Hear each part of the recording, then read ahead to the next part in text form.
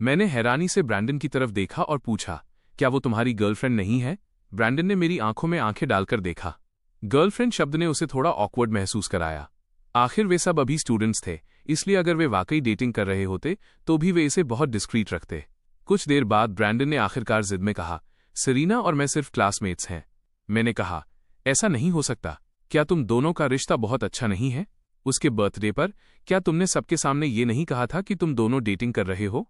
क्या मुझे गलत याद है? मैंने जानबूझकर चारों ओर देखा। जैसे ही मैंने ये बात छेड़ी, सबको याद आ गया कि ब्रैंडन ने क्या कहा था। उस वक्त ब्रैंडन बस इस नकली वारिस सेरीना को अपने साथ जोड़ना चाहता था और उसने अपने लिए बाहर निकलने का कोई रास्ता नहीं छोड़ा था। लेकिन जब से उसे पता चला था कि सेरीना सिर्फ एक शोफर की बेटी है, वो काफी ऑकवर्ड स्थिति में था। ये देखते हुए कि वो अनजान बनना चाहता था, मैंने उसे इतनी आसानी से नहीं छोड़ा। मैं कंफ्यूज्ड दिखा और बोला, वैसे ये अजीब है, तुम दोनों आजकल साथ नहीं घूम रहे हो। क्या इसलिए क्योंकि तुम्हें पता चला कि सेरीना की फैमिली के पास पैसा नहीं है? कि वो सिर्फ मेरे फैमिली शोफर की बेटी है? अब तुम उसे डेट नहीं करना चाहते? मेरी इन बातों ने ब्रैंडन को एक गोल्ड डिगर के रूप में पेश किया। ब्रैंडन का चेहरा लाल हो गया। पीछे मुड़कर देखें तो उसने ही सेरीना को डेट करने की पहल की थी। अब मेरे पास उसके खिलाफ बोलने के लिए मुद्दा था। अगर वो वाकई सेरीना से ब्रेकअप कर लेता या उसके साथ बुरा बर्ताव करता तो लोग उसके बारे में क्या सोचते? अपना परफेक्ट इमेज खराब होने के डर से ब्रैंडन ने सफाई दी, नहीं, मैंने तुम्हें रोज सेरीना के साथ देखा, इसलिए मैंने तुम दोनों को डिस्टर्ब करने की हिम्मत नहीं की। मुझे पता है कि तुम हमेशा से सेरीना को पसंद करते आए हो, इसलिए मैंने सोचा कि एक लड़की के लिए हमारे क्लासमेट वाले रिश्ते को खराब करने की जरूरत नहीं है। मैं तुम दोनों के लिए पीछे हटने को तैयार हूं। मुझे डर था कि वो सेरीना को मुझ पर थोप देगा, इसलिए मैंने जल्दी से साफ किया, कोई जरूरत नहीं, कोई जरूरत नहीं। अगर ऐसी बात है तो निश्चिंत रहो, मेरे और सेरीना के बीच कुछ नहीं है। वो बस मेरे साथ स्कूल आती है और जैसा तुमने कहा, उसे फंसाए रखने वाली कोई बात नहीं है। सेलेस्ट जैसी बेहतरीन लड़की के होते हुए मैं अंधा नहीं हूं। मैं तुमसे मुकाबला क्यों करूंगा? मेरी इन बातों ने सेरेना को पूरी तरह नीचा दिखा दिया, खासकर जब मैंने सेलेस्ट और सेरेना की तुलना की। अंतर एकदम साफ था। मुझे सेरीना के बारे में इस तरह बात करते हुए और फिर उसे अपनी तरफ धकेलते हुए देखकर ब्रैंडन स्वाभाविक रूप से चिढ़ गया। वो किसी ऐसी लड़की को क्यों अपनाए जिसे मैं नहीं चाहता था? वो कोई कचरा नहीं उठा रहा था। ब्रैंडन ने कहा, अगर ऐसी बात है तो तुमने उससे झूठ क्यों बोला कि एक बार जब वो सेलेस्ट से ज्यादा स्कोर करेगी तो तुम उसके साथ रहोगे? क्या ये उसे स्ट्रिंगिंग अलोंग करना नहीं है? मैंने सेरीना की ओर अर्थपूर्ण तरीके से देखा। मुझे उम्मीद नहीं थी कि वो ब्रैंडन को भी ये बताएगी। मैं मुस्कुराया और कहा, ऐसा इसलिए क्योंकि सेरीना ने खुद मुझसे साथ रहने की बात कही थी। शायद इसलिए क्योंकि उसने देखा कि पिछले सेमेस्टर मैंने उसे इग्नोर किया तो वो एंग्शियस होने लगी। मैंने उसे रिजेक्ट करने के लिए ही ऐसा कहा था। हर कोई जानता है कि एग्जाम्स में वो हमेशा सेलेस्ट के पीछे रहती है। वो सेलेस्ट को कभी सरपास नहीं कर सकती। तुम्हें सच में नहीं लगता कि मैंने उसे फंसाने के लिए ऐसा कहा था? अगर मैंने उसे मौका दिया भी तो भी वो सेलेस्ट से आगे नहीं निकल सकती है ना? ब्रैंडन मूल रूप से इसका इस्तेमाल मुझे स्मियर करने के लिए करना चाहता था ताकि लोग मुझे एक जर्क के रूप में देखें। किसे पता था कि मैं पासा पलट दूंगा? अब सबको पता चल गया था कि सेरीना ने मुझे कन्फेस किया था और उसे रिजेक्ट कर दिया गया था। ब्रैंडन को गुस्से में मुझे घूरते देख मैं मुस्कुराया और बोला, नाराज मत हो ब्रैंडन, मुझे पता है कि तुम सेरीना के लिए डिवोटेड हो, वरना तुम यहां उसके लिए खड़े नहीं होते। असल में यकीन रखो, सेरीना भी तुम्हें बहुत पसंद करती है। बस तुम दोनों के बीच पहले झगड़ा हुआ था, इसलिए उसने तुम्हें जेलस महसूस कराने के लिए मेरा इस्तेमाल किया। उसके दिल में सबसे ज्यादा पसंद किया जाने वाला इंसान अभी भी तुम ही हो। यहाँ कौन ये नहीं जानता, वो पहले तुम्हारे लिए कितनी अच्छी थी। जब तुम बीमार थे तो वो सबसे ज्यादा वरीड थी, इसलिए तुम दोनों को खुशी खुशी साथ रहना चाहिए। मेरी वजह से कोई मिसअंडरस्टैंडिंग मत पालो। ये कहने के बाद मैंने सेरीना की तरफ देखा और कहा, तुम जल्दी से अपने बॉयफ्रेंड को समझा क्यों नहीं देती? तुमने पहले जो मेरे साथ रहने की बात कही थी वो सिर्फ उसे जेलस करने के लिए थी, है ना? सेरीना ने ऊपर मेरी ओर देखा। वो वाकई पहले ब्रैंडन से कम्पीट कर रही थी, लेकिन मेरी इन बातों ने उसे पूरी तरह शर्मिंदा कर दिया। अब वो वाकई मेरे साथ रहना चाहती थी, फिर भी मैंने उसे सिर्फ एक मामूली इंसान की तरह ट्रीट किया। उसके बर्थडे वाले दिन सेरीना ने सोचा था कि उसने एक बार अपनी इज्जत खो दी है और अब इससे ज्यादा एम्बैरेसिंग कुछ नहीं होगा, लेकिन उम्मीद के विपरीत एक बार उसे ह्यूमिलिएट करने के बाद अब मैं उसे दूसरी बार अपमानित कर रहा था। सेरीना ने मेरी ओर देखा और कहा, नथन, मैंने तुम्हें एक मौका दिया था, तुम ही थे जो इसे नहीं चाहते थे। वो वाकई मेरे साथ रहना चाहती थी, फिर भी मैंने इसकी कद्र नहीं की। वो मूर्ख थी जो मुझे खुद के साथ इस तरह खेलने दिया। मैंने उसे ये कहते सुना कि उसने मुझे मौका दिया और बेबसी से कहा, ये तुम मुझे मौका नहीं दे रही हो। बात यह है कि मेरे साथ तुम्हारे मौके बहुत पहले ही खत्म हो चुके हैं। ये कहने के बाद मैंने ब्रैंडन की तरफ देखा और कहा, ब्रैंडन, सेरीना तुम्हारे लिए कितनी अच्छी है। मुझे वाकई तुमसे जलन हो रही है। देखो, मैंने पहले उसे सब कुछ दिया, फिर भी उसके दिल में सिर्फ तुम ही थे। वो तुम्हारे लिए बहुत अच्छी है। तुम जैसा अच्छा इंसान उसे पक्का निराश नहीं करेगा, है ना? ब्रैंडन ने टूटती हुई सेरीना को देखा, फिर देखा कि हर कोई उसे देख रहा है। ब्रैंडन ने कहा, मेरे और सेरीना के बीच जो है उससे तुम्हारा कोई मतलब नहीं है। मैंने बस देखा कि तुम उसे कितना पसंद करते थे, इसलिए मैं उसे तुम्हें देना चाहता था। उम्मीद नहीं थी कि तुम इतने बड़े जर्क निकलोगे। मैंने कहा, सही है, मैं एक जर्क हूं। मैं तुमसे मुकाबला कैसे कर सकता हूं? अगर मैं सेरीना होता तो इस जन्म में तुमसे शादी न करने पर मुझ पर बिजली गिर जाती। क्लास के बाद मैं टीचर के पास सीट चेंज का रिक्वेस्ट करने गया, क्योंकि पिछले सेमेस्टर मेरे ग्रेड्स में बहुत सुधार हुआ था। टीचर ने मेरी बात मान ली और मेरी सीट एक साधारण लड़के के पास कर दी। अब मैं सेरीना की सीट से बहुत दूर था। पहले सबको लगता था कि मैं सिर्फ मजाक कर रहा हूं।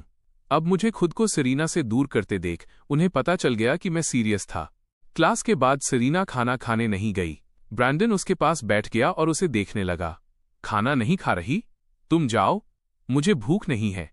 वो वाकई कुछ भी निगल नहीं पा रही थी। ब्रैंडन उसकी परवाह किए बिना नहीं रह सकता था और बोला, तो मैं तुम्हारे लिए कुछ ले आता हूं।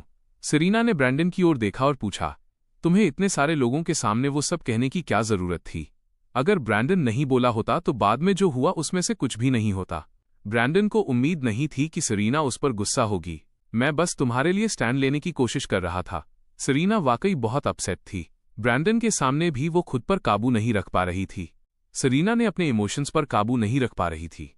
क्या तुम्हें नहीं दिख रहा कि तुम अभी कितने बेवकूफ लग रहे हो? बहुत बढ़िया। अब उन सबको पता चल गया है कि मैं नेथन के पीछे पड़ी थी। ब्रैंडन को भी बहुत पछतावा हो रहा था। मुझे वाकई उम्मीद नहीं थी कि वो ऐसा बन जाएगा। मुझे लगा था कि अगर मैं उससे कुछ बातें कहूंगा तो वो सोचेगा। किसे पता था कि वो ऐसा करेगा? सेरीना ठंडी हंसी हंसी। मुझे शुरू से ही तुम्हारी बात नहीं माननी चाहिए थी। खुद आगे बढ़कर उससे सुलह करने गई। अब उसके पास ये सब बोलने का मौका, एम्युनिशन मिल गया। ब्रैंडन ने माफी मांगी। यह मेरी गलती है। मैंने ध्यान से नहीं सोचा था। मुझे भी उम्मीद नहीं थी कि नेथन ऐसा हो जाएगा। वो अब बिल्कुल अजनबी बन गया है। हम सब क्लासमेट्स हैं। वो इतना बेरहम कैसे हो गया? ये वही पुराना किस्सा है कि अगर मैं तुम्हें नहीं पा सकता तो मैं तुम्हें बर्बाद कर दूंगा। सेरेना ने आगे कुछ नहीं कहा। उसका चेहरा बिल्कुल ठंडा था। खुशकिस्मती से उसे शुरू से ही पता था कि इंसान को सिर्फ खुद पर भरोसा करना चाहिए। ब्रैंडन ने उसे चिंता से देखा। तो अब तुम क्या करने वाली हो? और कॉलेज भी तो है। सेरीना ने कहा, सब ठीक है। मेरे पास स्कॉलरशिप है। मैं पार्ट टाइम काम भी कर सकती हूँ। अगर मेरा सिलेक्शन हो गया तो क्या मुझे पैसों की चिंता होगी? वो अब 18 साल की थी और अपना बैंक अकाउंट खोल सकती थी। वो अपनी पार्ट टाइम कमाई एक ई-वॉलेट में जमा कर देती थी, जहां उसका पिता अब उसे चुरा नहीं सकता था। उस दोपहर स्कूल के बाद सेरीना वापस क्रेन हाउस गई और अपना सामान पैक करने लगी ताकि वहां से बाहर जा सके। मैंने देखा कि वो काफी प्रोएक्टिव होकर काम कर रही है और मैं थोड़ा हैरान था। अब और नहीं रुक रही? सेरीना ने मेरी तरफ देखा। रुकी तो तुम मुझ पर हंसोगे। नेथन, क्या तुम्हें खुद पर गर्व महसूस नहीं हो रहा? मैंने अपना सिर घुमाया और दूसरी तरफ देखने लगा। उसे कोई जवाब नहीं दिया। सेरीना ने मेरा बेरुखी वाला एटीट्यूड देखा और गुस्से में कहा, मैं वाकई तुम्हारे साथ रहना चाहती थी। मैंने तो ये भी सोचा था कि मैं ब्रैंडन से मिलना बंद कर दूंगा, पर तुम सच में इसके लायक नहीं हो। मैं सफाई देने के लिए बहुत आलसी था और बस ठंडी हंसी हंसा। सेरीना ने मेरा ये घमंडी, हाई एंड माइटी एटीट्यूड देखा। मैं इंतजार करूंगी ये देखने के लिए कि सेलेस्ट तुम्हें कब डंप करती है। फिर देखूंगी तुम कितने पैथेटिक लगोगे। जब ऐसा हो तो मेरे पास गिड़गिड़ाते हुए मत आना। ये कहकर वो सीधे दरवाजे से बाहर निकल गई। उसने पहले सोचा था कि मैंने उसे यहाँ इसलिए रखा क्योंकि ये उसके लिए अच्छा था। अब उसे लग रहा था कि मैं बस उसे अपमानित करना चाहता था। उस दिन का इंतजार कर रहा था जब वो खुद यहाँ से चली जाए। मार्च और अप्रैल बीत गए। सेरीना ने अभी तक सेलेस्ट को मुझे डंप करते हुए नहीं देखा था। मई में मुझे अपने पिता से किया हुआ वादा याद आया और मैंने उन्हें फोन करके कहा कि कॉलेज एंट्रेंस एग्जाम से पहले वो मेरे पास वापस आ जाएं। रिचर्ड क्रेन मान गए कि वो 10 मई से पहले वापस आ जाएंगे। मुझे याद था कि पिछली जिंदगी में मेरे पिता का एक्सीडेंट मई के अंत में हुआ था। अगर वो 10 तारीख से पहले वापस आ जाते तो वो ठीक रहते।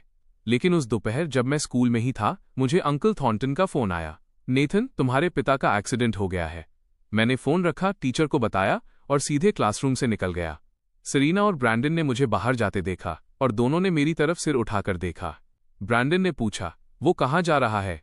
सेरीना ने मेरे चेहरे पर घबराहट, पैनिक देखी और तेवर चढ़ा लिए। स्कूल से निकलकर मैंने ड्राइवर को मुझे लेने के लिए बुलाया। अभी तक कोई हाई स्पीड रेल नहीं थी और रेगुलर ट्रेन्स बहुत धीमी थीं। ड्राइविंग ही एकमात्र ऑप्शन था। अपनी पिछली जिंदगी को याद करते हुए मुझे तब भी अपने पिता के एक्सीडेंट की खबर मिली थी और मैंने सरीना से अपने साथ चलने को कहा था। उसने मना कर दिया था। उसने कहा था कि उसकी क्लासेस हैं और उसके जाने से कोई मदद भी नहीं होगी। असल में वो इसलिए नहीं आई थी ताकि वो ब्रैंडन का बर्थडे मना सके। नेथन, मैंने आवाज सुनी और ऊपर देखा तो सेलेस्ट आ गई थी।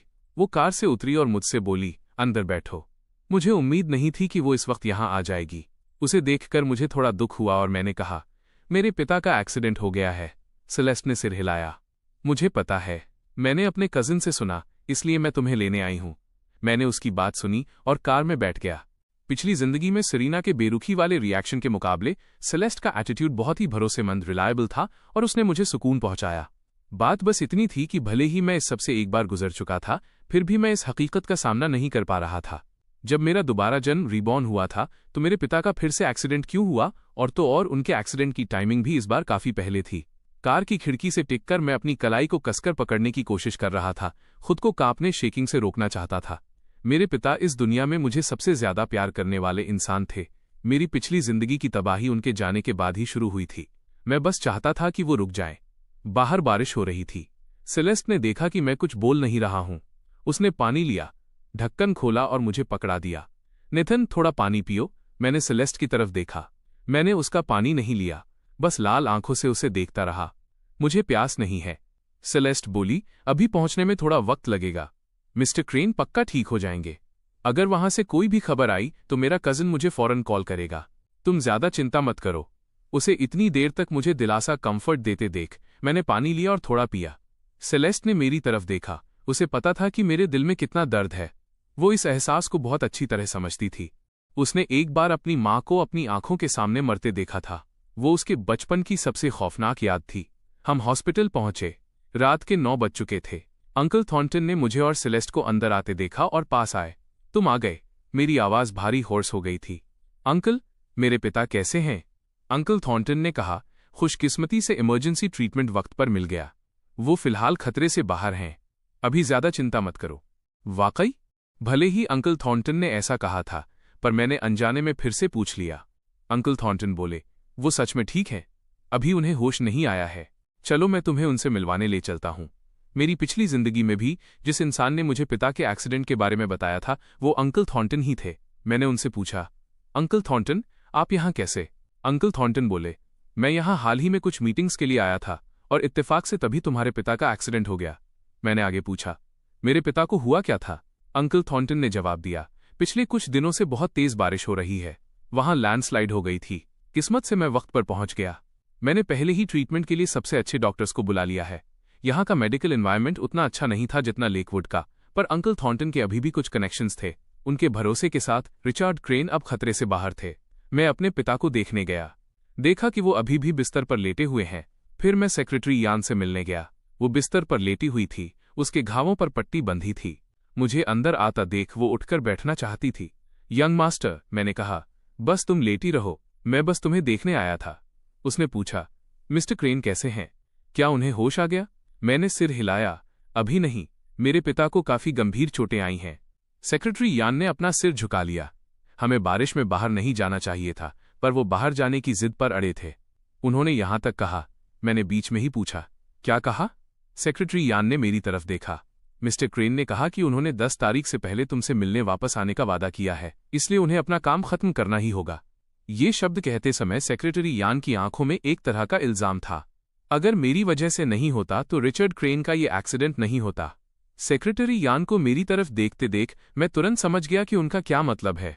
उन्हें लगा कि मेरी वजह से मेरे पिता को नुकसान पहुंचा है। तभी सेलेस्ट चलकर पास आई और मुझसे कहा, मिस्टर क्रेन को होश आ गया है। मैं तेजी से हॉस्पिटल रूम की तरफ भागा, देखा कि मेरे पिता बिस्तर पर लेटे हैं और अब होश में हैं। उन्होंने मुझे देखा और कमजोर आवाज में कहा, नेथन। मैं अपने पिता के पास बैठ गया और उनका हाथ थाम लिया। डैड, मुझे रोते हुए देखकर रिचर्ड क्रेन बोले, तुम रो क्यों रहे हो? मैं ठीक हूं। मैं देर रात तक अस्पताल में अपने पिता के साथ रहा। अंकल थॉर्नटन ने सेलेस्ट से कहा कि वो मुझे आराम करने के लिए वापस ले जाए। सोने से पहले मैं नहाने गया। चूंकि मैं इतनी अचानक आया था, इसलिए मैं अपने साथ कोई कपड़े नहीं लाया था। बाथरोब पहनकर मैं बाहर आया तो सेलेस्ट एक कुर्सी पर बैठी थी। मुझे बाहर आते देख गीले बालों में वो एक पल के लिए ठिठक गई। भले ही वो हर दिन मेरे साथ रहती थी, पर उसने मुझे पहले कभी इस तरह नहीं देखा था। उसने थोड़ा ऑकवर्ड होकर अपनी नजरें फेर लीं। सेलेस्ट बाथरूम में गई, हेयर ड्रायर ढूंढा और बाहर आई। नेथन, बैठो, मैं तुम्हारे बाल सुखा देती हूं। मैंने उसकी तरफ देखा, उसके चेहरे पर एक दृढ़ भाव था। मैं कुर्सी पर बैठ गया। सेलेस्ट मेरे सामने खड़ी होकर मेरे बाल सुखाने लगी। मैंने शीशे में सेलेस्ट के गंभीर चेहरे को देखा और पूछा, क्या तुमने पहले कभी किसी और के बाल सुखाए हैं? उसने खामोशी से मेरी तरफ देखा। नहीं। तुम्हें ऐसा क्यों लगा? मैंने कहा कि तुम्हें मेरे बाल सुखाते हुए देखकर मुझे लगा कि शायद तुमने पहले किसी और के लिए भी ऐसा किया होगा। कुछ देर के लिए होटल रूम में सिर्फ हेयर ड्रायर की आवाज गूंजती रही। यहां आते वक्त मैंने हर तरह की बुरी संभावनाओं के बारे में सोचा था। मुझे लगा था कि पिछली बार की तरह मैं फिर से अपने पिता को खो दूंगा। खुशकिस्मती से ये बस एक टल जाने वाला हादसा था। सेलेस्ट के बाल सुखाने के बाद मुझे इतनी नींद आने लगी कि मैं बस गिरने ही वाला था। उसने मुझसे कहा, सो जाओ। मैं उठा, कंबल हटाया और बिस्तर में घुस गया। थोड़ी देर बाद मैंने फिर से आंखें खोलीं और देखा कि सेलेस्ट बाथरूम से बाहर आई है। मैंने पूछा, क्या तुम बाहर जा रही हो? सेलेस्ट ने मेरा सवाल सुना और जवाब दिया, नहीं, मैं यहीं रुक रही हूं। मुझे तुम्हारा अकेला रहना ठीक नहीं लग रहा, खासकर जब आज तुम काफी परेशान हो। तुम्हें पक्का मिस्टर क्रेन की चिंता सताएगी। मैंने पूछा, तो फिर तुम कहाँ सोओगी? मेरी बात खत्म होते ही सेलेस्ट ने पास की अलमारी से एक फालतू कंबल निकाला और उसे फर्श पर फैला दिया। मैं जमीन पर सो जाऊंगी। कुछ देर बाद उसने कमरे की लाइटें बंद कर दीं और लेट गईं। पर्दे नहीं खींचे गए थे। बाहर से सड़क की लाइट की रोशनी अंदर आ रही थी। मैं मुड़ा, मुझे अपने बगल में उसकी सांस लेने की आवाज सुनाई दे रही थी। मैं बोला, सेलेस्ट। सेलेस्ट ने हूं किया, मैं यहीं हूं। मेरी आवाज आलस भरी थी। आज मेरे साथ आने के लिए तुम्हारा शुक्रिया। जब मुझे खबर मिली थी, सेलेस्ट ने मेरी बात सुनी और वापस लेट गई। शुक्रिया कहने की जरूरत नहीं है, बस मिस्टर क्रेन ठीक होने चाहिए। मैंने बात जारी रखी। अगर आज तुम यहां नहीं होती तो मुझे पक्का बहुत बेबसी, हेल्पलेस महसूस होती। उसके साथ होने से सब कुछ ज्यादा स्थिर लग रहा था। सेलेस्ट बोली, सो जाओ। मैं कुछ देर सोया और जब उठा तो सूरज की रोशनी अंदर आ रही थी। मैं बिस्तर पर बैठ गया और देखा कि सेलेस्ट बाथरूम से बाहर आ रही है। मैंने कहा, मॉर्निंग। सेलेस्ट दरवाजे की तरफ गई और एक बैग उठाया। उन्होंने कपड़े खरीदे और यहां पहुंचा दिए। मैंने हूं किया और फिर अपना गला साफ करते हुए कहा, तुम इतनी जल्दी जाग गईं? क्या तुम सोई नहीं? सेलेस्ट ने मेरी तरफ देखा। सब ठीक था। पहले के मुकाबले कल रात उसे काफी अच्छी नींद आई थी। हर बार जब वो आंखें खोलती और मुझे अपने पास देखती, उसे अंदर से बहुत सिक्योर महसूस होता था। कपड़े बदलने के बाद हम नाश्ता करने नीचे गए। कल जब हम हॉस्पिटल से निकले थे तब काफी देर हो चुकी थी। हम दोनों ने कुछ नहीं खाया था। उस वक्त मेरी बिल्कुल भूख मर गई थी। अब सोने के बाद मुझे काफी बेहतर महसूस हो रहा था। मैंने अपने पिता के लिए भी नाश्ता खरीदा ताकि अस्पताल ले जा सकूं। सेक्रेटरी यान अभी भी जख्मी थी, पर वो रिचर्ड क्रेन का ख्याल रखने आ चुकी थी। सेक्रेटरी यान बोली, मिस्टर क्रेन, भले ही इस बार जान का खतरा नहीं था, पर क्या आपको नहीं लगता कि आप यंग मास्टर को कुछ ज्यादा ही बिगाड़ रहे हैं? रिचर्ड क्रेन ने उनकी तरफ देखा। तुम्हारा क्या मतलब है? सेक्रेटरी यान ने बात जारी रखी। मुझे बस लगता है कि कभी कभी आपको उन्हें इतना सिर नहीं चढ़ाना चाहिए। रिचर्ड क्रेन की आवाज भारी हो गई। यान, तुम मेरे लिए कितने समय से काम कर रही हो? नेथन के मामलों में बोलने का हक तुम्हें कब से मिल गया? डांट पड़ने पर सेक्रेटरी यान ने तुरंत माफी मांगी। मेरी गलती है, मुझे बस लगा कि इस बार उन्होंने लगभग आपको। रिचर्ड क्रेन ने सख्ती से कहा, यह सिर्फ एक एक्सीडेंट था, इसका उससे कोई लेना देना नहीं है। अगर तुमने फिर से ऐसी बातें कहीं तो ये मत भूलना कि मेरे पास तुम्हारे लिए कोई जगह नहीं बचेगी। सेक्रेटरी यान की आंखें लाल हो गईं। इस आदमी को देखते हुए और उसके चेहरे पर नाखुशी के भाव देखकर वो बाहर चली गई। मैं और सेलेस्ट दरवाजे पर खड़े थे। उसने मुझे देखा और कुछ नहीं कहा, सीधे चली गई। मैंने अपने बगल में खड़ी सेलेस्ट की तरफ देखा। मुझे हमेशा लगता था कि यान बस मेरे पिता के साथ काम करने वाली एक सेक्रेटरी है। अब लगा कि उनका रिश्ता वैसा नहीं था जैसा मैंने सोचा था। जब से मेरी माँ का इंतकाल हुआ था, मेरे पिता ने दोबारा शादी नहीं की थी और उनके आसपास कोई दूसरी औरत भी नहीं थी। पहले मुझे हमेशा लगता था कि वो बस काम में बहुत बिजी रहते हैं, इसलिए दोबारा शादी के बारे में नहीं सोचा। अब लगा कि शायद इसलिए क्योंकि वो नहीं चाहते थे कि मुझे पता चले। मैं और सेलेस्ट अंदर गए। रिचर्ड क्रेन बिस्तर पर लेटे थे। मुझे अंदर आता देख वो मुस्कुराए। नेथन, तुम इतनी जल्दी आ गए? मैंने फिक्र के साथ कहा, मैं परेशान था इसलिए आ गया। मैं आपके लिए नाश्ता भी लाया हूं। सेलेस्ट नाश्ता एक तरफ ले गई और बैग खोला। मैंने पूछा, आज आप कैसा महसूस कर रहे हैं? उन्होंने सिर हिलाया। ठीक हूं। मैंने उन्हें अपनी तकलीफ छिपाते देखा और उदासी से कहा, देखो डैड, आपका चेहरा कम्प्लेक्शन कितना खराब लग रहा है। मैंने उन्हें खाना खिलाया, पर वो ज्यादा नहीं खा पाए, बस थोड़ी सी दलिया पॉरेज पी। मैंने पूछा, डैड, क्या आप अभी सेक्रेटरी यान को डांट रहे थे? रिचर्ड क्रेन की नज़र मुझ पर पड़ी। तुमने सब सुन लिया? मैंने कहा, वो बस आपके लिए फिक्रमंद थी। मैं तो बस चाहता था कि आप वापस आ जाएं, कुछ दिन घर पर रहें ताकि उस संकट क्राइसिस से गुजर सकें। किसे पता था कि मैं आपके लिए नई मुसीबत खड़ी कर दूंगा। यहां तक कि मैं ये भी सोचने लगा था कि क्या मेरे पिता की किस्मत में ही ये संकट लिखा था। रिचर्ड क्रेन ने मुझसे कहा, तुम्हारे पास वापस आना ही वो काम है जो मुझे करना चाहिए। अब यहां तुम्हारे करने के लिए कुछ नहीं बचा है। तुम और सेलेस्ट पहले वापस चले जाओ। मिस वैंग भी आज पहुंच रही हैं। उनके यहां मेरा ख्याल रखने के लिए होने से मैं बिल्कुल ठीक रहूंगा। मुझे वाकई चैन नहीं पड़ रहा था। क्या मैं आपके साथ वापस नहीं जा सकता? बात यहां तक पहुंच गई थी कि मुझे लग रहा था कि अगर मैंने अपने पिता को इस संकट से बाहर निकलते हुए नहीं देखा तो मुझे शांति नहीं मिलेगी। रिचर्ड क्रेन बोले, अपनी उम्र तो देखो, अभी भी अपने पिता से इस तरह चिपके हुए हो। सेलेस्ट, नेथन को वापस ले जाओ। उसके एग्जाम्स आने वाले हैं, उसे पढ़ाई पर ध्यान देने दो। सेलेस्ट ने सिर हिलाया। जी। मैंने सेलेस्ट की तरफ देखा। ये देख लिया था कि पिता ने फैसला कर लिया है। मैंने अब और रुकने की जिद नहीं की। मैंने अपने पिता से कहा, डैड, मैंने पहले एक सपना देखा था। रिचर्ड क्रेन ने पूछा, कैसा सपना? मैंने कहा, मैंने सपना देखा कि मेरे कॉलेज एंट्रेंस एग्जाम से पहले आप एक बिजनेस ट्रिप पर गए और वहां हाईवे कोलैप्स हो गया। फिर मेरे पास मेरे पिता नहीं रहे। मैं बेमतलब की जिद नहीं कर रहा कि आप मेरे साथ घर चलें। मैं बस डरा हुआ हूं। इसलिए मुझे लगा कि अगर आप घर आ गए तो आपके साथ ऐसा कोई एक्सीडेंट नहीं होगा। मुझे उम्मीद नहीं थी कि आपको फिर भी चोट लग जाएगी। हालांकि मेरे पिता अब ठीक थे, पर वो घटना अभी टली नहीं थी। मुझे चैन नहीं था। मुझे लगा कि मुझे अभी भी अपने पिता को चेतावनी देनी चाहिए। मेरी बात सुनकर रिचर्ड क्रेन बेबसी से मुस्कुराए। सपने हमेशा उल्टे होते हैं। मुझे थोड़ा बुरा लगा, पर सपने में सब कुछ इतना असली था कि मुझे सही तारीख भी याद थी। मुझे याद है कि वो 26 मई थी। एक्सीडेंट लॉन्गचांग और शॉन के बीच वाले हाईवे सेक्शन पर हुआ था। मुझे और भी गंभीर होते देख रिचर्ड क्रेन बोले, ठीक है, मैं समझ गया। एक बार मुझे छुट्टी मिल जाए तो मैं सीधे तुम्हारे साथ घर चलूंगा। जब तक तुम्हारे एग्जाम्स खत्म नहीं हो जाते मैं कहीं नहीं जाऊंगा, ठीक है? मैंने सिर हिलाया। ठीक है। अपने पिता को इस बात को गंभीरता से लेते देख आखिरकार मुझे सेलेस्ट के साथ अस्पताल के कमरे से निकलते हुए सुकून महसूस हुआ। सेक्रेटरी यान बाहर से वापस आईं। उन्होंने मेरी तरफ देखा और शालीनता से सिर हिलाया।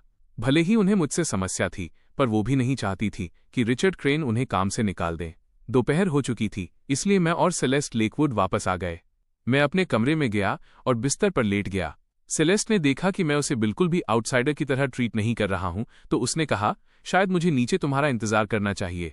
मैंने उसकी तरफ देखा और उठकर बैठ गया। यहीं बैठो। कल रात भी हम एक ही कमरे में सोए थे। तुम अभी भी इतनी नर्वस क्यों हो? सेलेस्ट ने मुझे बेबसी से देखा। बकवास मत करो। मैंने पूरे आत्मविश्वास के साथ उसकी तरफ देखा। यह है बकवास कैसे है? क्या हम कल रात एक ही कमरे में नहीं सोए थे? तुम क्या सोच रही हो? सेलेस्ट ने मेरी बात सुनी और कहा, शायद तुम्हें आराम करना चाहिए। मैं आज तुम्हें नहीं पढ़ाऊंगी। मैं मुस्कुराया। क्या तुम नाराज हो? सेलेस्ट ने जवाब दिया, नहीं। कभी कभी खुद पर बहुत ज्यादा दबाव मत डालो। सही आराम करना भी जरूरी है। मैं कल फिर आऊंगी। मैंने सिर हिलाया। ठीक है फिर। वो भी बहुत थक गई थी। वो इस पूरी ट्रिप में मेरे साथ रही थी। उसके ऊपर से उसे मुझे पढ़ाने के लिए कहना वाकई बेमुरव्वती होती। सेलेस्ट दरवाजे तक गई और रुक गई, मुड़कर मुझे देखने लगी। उसका मुझे इस तरह देखना मुझे थोड़ा असहज, अनकंफर्टेबल कर रहा था। मैंने उलझन में उसकी तरफ देखा। क्या हुआ? जिस सपने के बारे में उसने मिस्टर क्रेन को बताया था, वो पूरे रास्ते वापस आते समय इसके बारे में पूछना चाहती थी। मैंने कहा, वो सपना? मेरा हैरान चेहरा देखकर सेलेस्ट बोली, कुछ नहीं। वो मुड़ी और चली गई। उसने पहले पूछने का सोचा था, पर मेरा रिएक्शन देखकर वो खुद को रोक नहीं पाई। उस शाम डिनर के बाद मैं मिसेस पॉटर के साथ कुत्ते को टहलाने बाहर निकला। मैं स्नोबॉल को बाहर ले गया और देखा कि सेरीना गेट पर खड़ी है। जैसे ही स्नोबॉल ने सेरीना को देखा, उसने जोर जोर से भौंकना शुरू कर दिया। स्नोबॉल सिर्फ सेलेस्ट के सामने शरीफ रहता था। हर बार जब वो सेरीना को देखता, वो अपने दांत और पंजे दिखाने लगता। मुझे याद आया कि मेरी पिछली जिंदगी में भी स्नोबॉल सेरीना से इसी तरह नफरत करता था। उस वक्त मुझे लगता था कि स्नोबॉल बहुत गलत कर रहा है। अब मुझे एहसास हुआ कि वाकई में गलत मैं था। मैंने कहा, तुम मेरे गेट पर घात लगाकर लर्किंग क्या कर रही हो? सेरीना काफी देर से गेट पर इंतजार कर रही थी, क्योंकि पहले मेरे साथ उसका झगड़ा हुआ था। उसे लग रहा था कि खुद आगे बढ़कर मुझसे बात करना बहुत शर्मिंदा करने वाला होगा, पर वो वाकई उत्सुक थी। मैंने सुना कि मिस्टर क्रेन का एक्सीडेंट हो गया है। वो कैसे हैं? ये सोचते हुए कि रिचर्ड क्रेन ने उसके साथ काफी अच्छा बर्ताव किया था, सेरीना जिद करके आ ही गई। अभी भी अस्पताल में हैं? उसने पूछा। तो फिर तुम वापस क्यों आ गए? मैंने जवाब दिया, क्या मुझे पढ़ाई करने वापस नहीं आना चाहिए? तुम बहुत दखलंदाजी करती हो। मैं स्नोबॉल को लेकर आगे बढ़ गया। सेरीना स्नोबॉल से थोड़ा डरी हुई थी और पास आने की हिम्मत नहीं कर रही थी। वह बस सावधानी से मेरे पीछे पीछे चलने लगी। मैं मिस्टर क्रेन से मिलने जाना चाहती हूँ, मैंने रूखेपन से कहा। कोई जरूरत नहीं है, तुम्हारी इस दिखावटी फिक्र की कोई जरूरत नहीं है। इस वक्त उसका फिक्र दिखाने के लिए भागकर आना।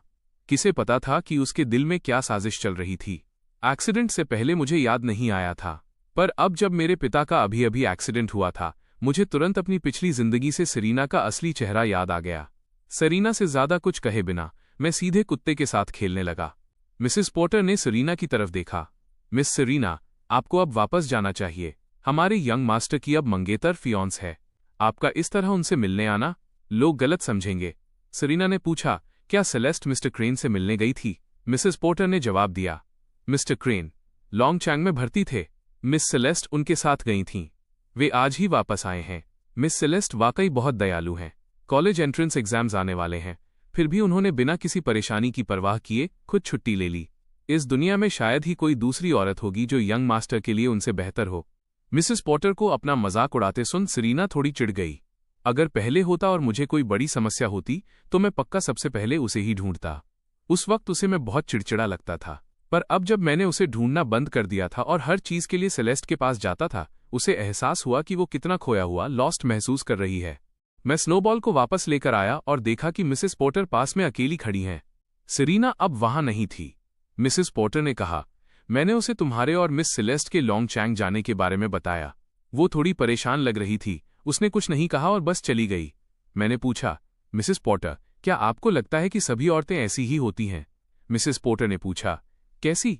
मैंने बात जारी रखी, जब आप उनके साथ अच्छे होते हैं तो उन्हें लगता है कि आपकी कोई कीमत नहीं है, और जब आप उन्हें इग्नोर करते हैं तो वो इस तरह समर्पित, डिवोटेड होने का नाटक करती हैं ताकि आपको असहज महसूस करा सकें। मिसेस पोर्टर ने कहा, यह सही है। मैं हंसा। अब इसकी और परवाह नहीं करनी थी। 26 मई को रिचर्ड क्रेन को अस्पताल से छुट्टी मिल गई थी। वो कुछ दिन पहले ही वापस आ गए थे, क्योंकि मैंने उनसे कहा था। 26 तारीख को बाहर न जाने की मेरी बात मानकर रिचर्ड क्रेन 2 दिन पहले ही लेकवुड वापस आ गए थे। सेक्रेटरी यान और एमएस वैंग भी उनके साथ थीं। उस दोपहर वो अपने पायजामे में स्टडी रूम में बैठे कुछ पुराने रुके हुए काम निपटा रहे थे। तभी सेक्रेटरी वैंग अंदर आईं और बोली, मिस्टर क्रेन, कुछ हुआ है? रिचर्ड क्रेन ने ऊपर देखा। सेक्रेटरी वैंग ने कंप्यूटर खोलकर उन्हें वो खबर दिखाई जो अभी ऑनलाइन आई थी। लॉन्ग से शॉन जाने वाला हाईवे सेक्शन ढह गया है। 1 दर्जन से ज्यादा गाड़ियां नीचे गिर गई थीं और काफी लोग हताहत हुए थे। सेक्रेटरी वैंग बोली, हमारे पुराने शेड्यूल के हिसाब से बच्चों को सामान पहुंचाने के लिए हमें आज ही शॉन जाना था। अगर आप जल्दी नहीं निकलते और हम आज गए होते तो शायद हम भी इस हादसे का शिकार हो जाते। रिचर्ड क्रेन उनकी शांत एनालिसिस सुन तो रहे थे, पर उनके दिमाग में बार बार वही बात घूम रही थी जो मैंने अस्पताल में उनसे कही थी। समय जगह मैंने उस वक्त एक भी डिटेल गलत नहीं बताई थी। तब उन्हें लगा था कि मैं बस बचपना कर रहा हूं। अब पीछे मुड़कर सोचते हुए उनकी पीठ से ठंडे पसीने की बूंदें टपकने लगीं। तभी सेक्रेटरी यान भी अंदर आईं। उन्होंने रिचर्ड क्रेन की तरफ देखा। मिस्टर क्रेन, वो काफी दोषी, गिल्टी महसूस कर रही थीं। मैंने अभी खबर देखी। ये सब मेरी गलती है। खबर देखते ही उनका पहला रिएक्शन राहत का था। अगर उन्होंने हंगामा नहीं किया होता और रिचर्ड क्रेन से जल्दी वापस आने की जिद नहीं की होती तो वे आज उस हादसे में होते। रिचर्ड क्रेन ने वहीं बैठकर हाथ हिलाया। खुद को दोष मत दो, तुम बस मेरी फिक्र कर रही थी। अब तुम सब जा सकती हो। उन्होंने कंप्यूटर की तरफ देखा और उन्हें सेलेस्ट की कही एक बात याद आई जिसने होटल की फायर सेफ्टी प्रॉब्लम सुलझाने में उनकी मदद की थी।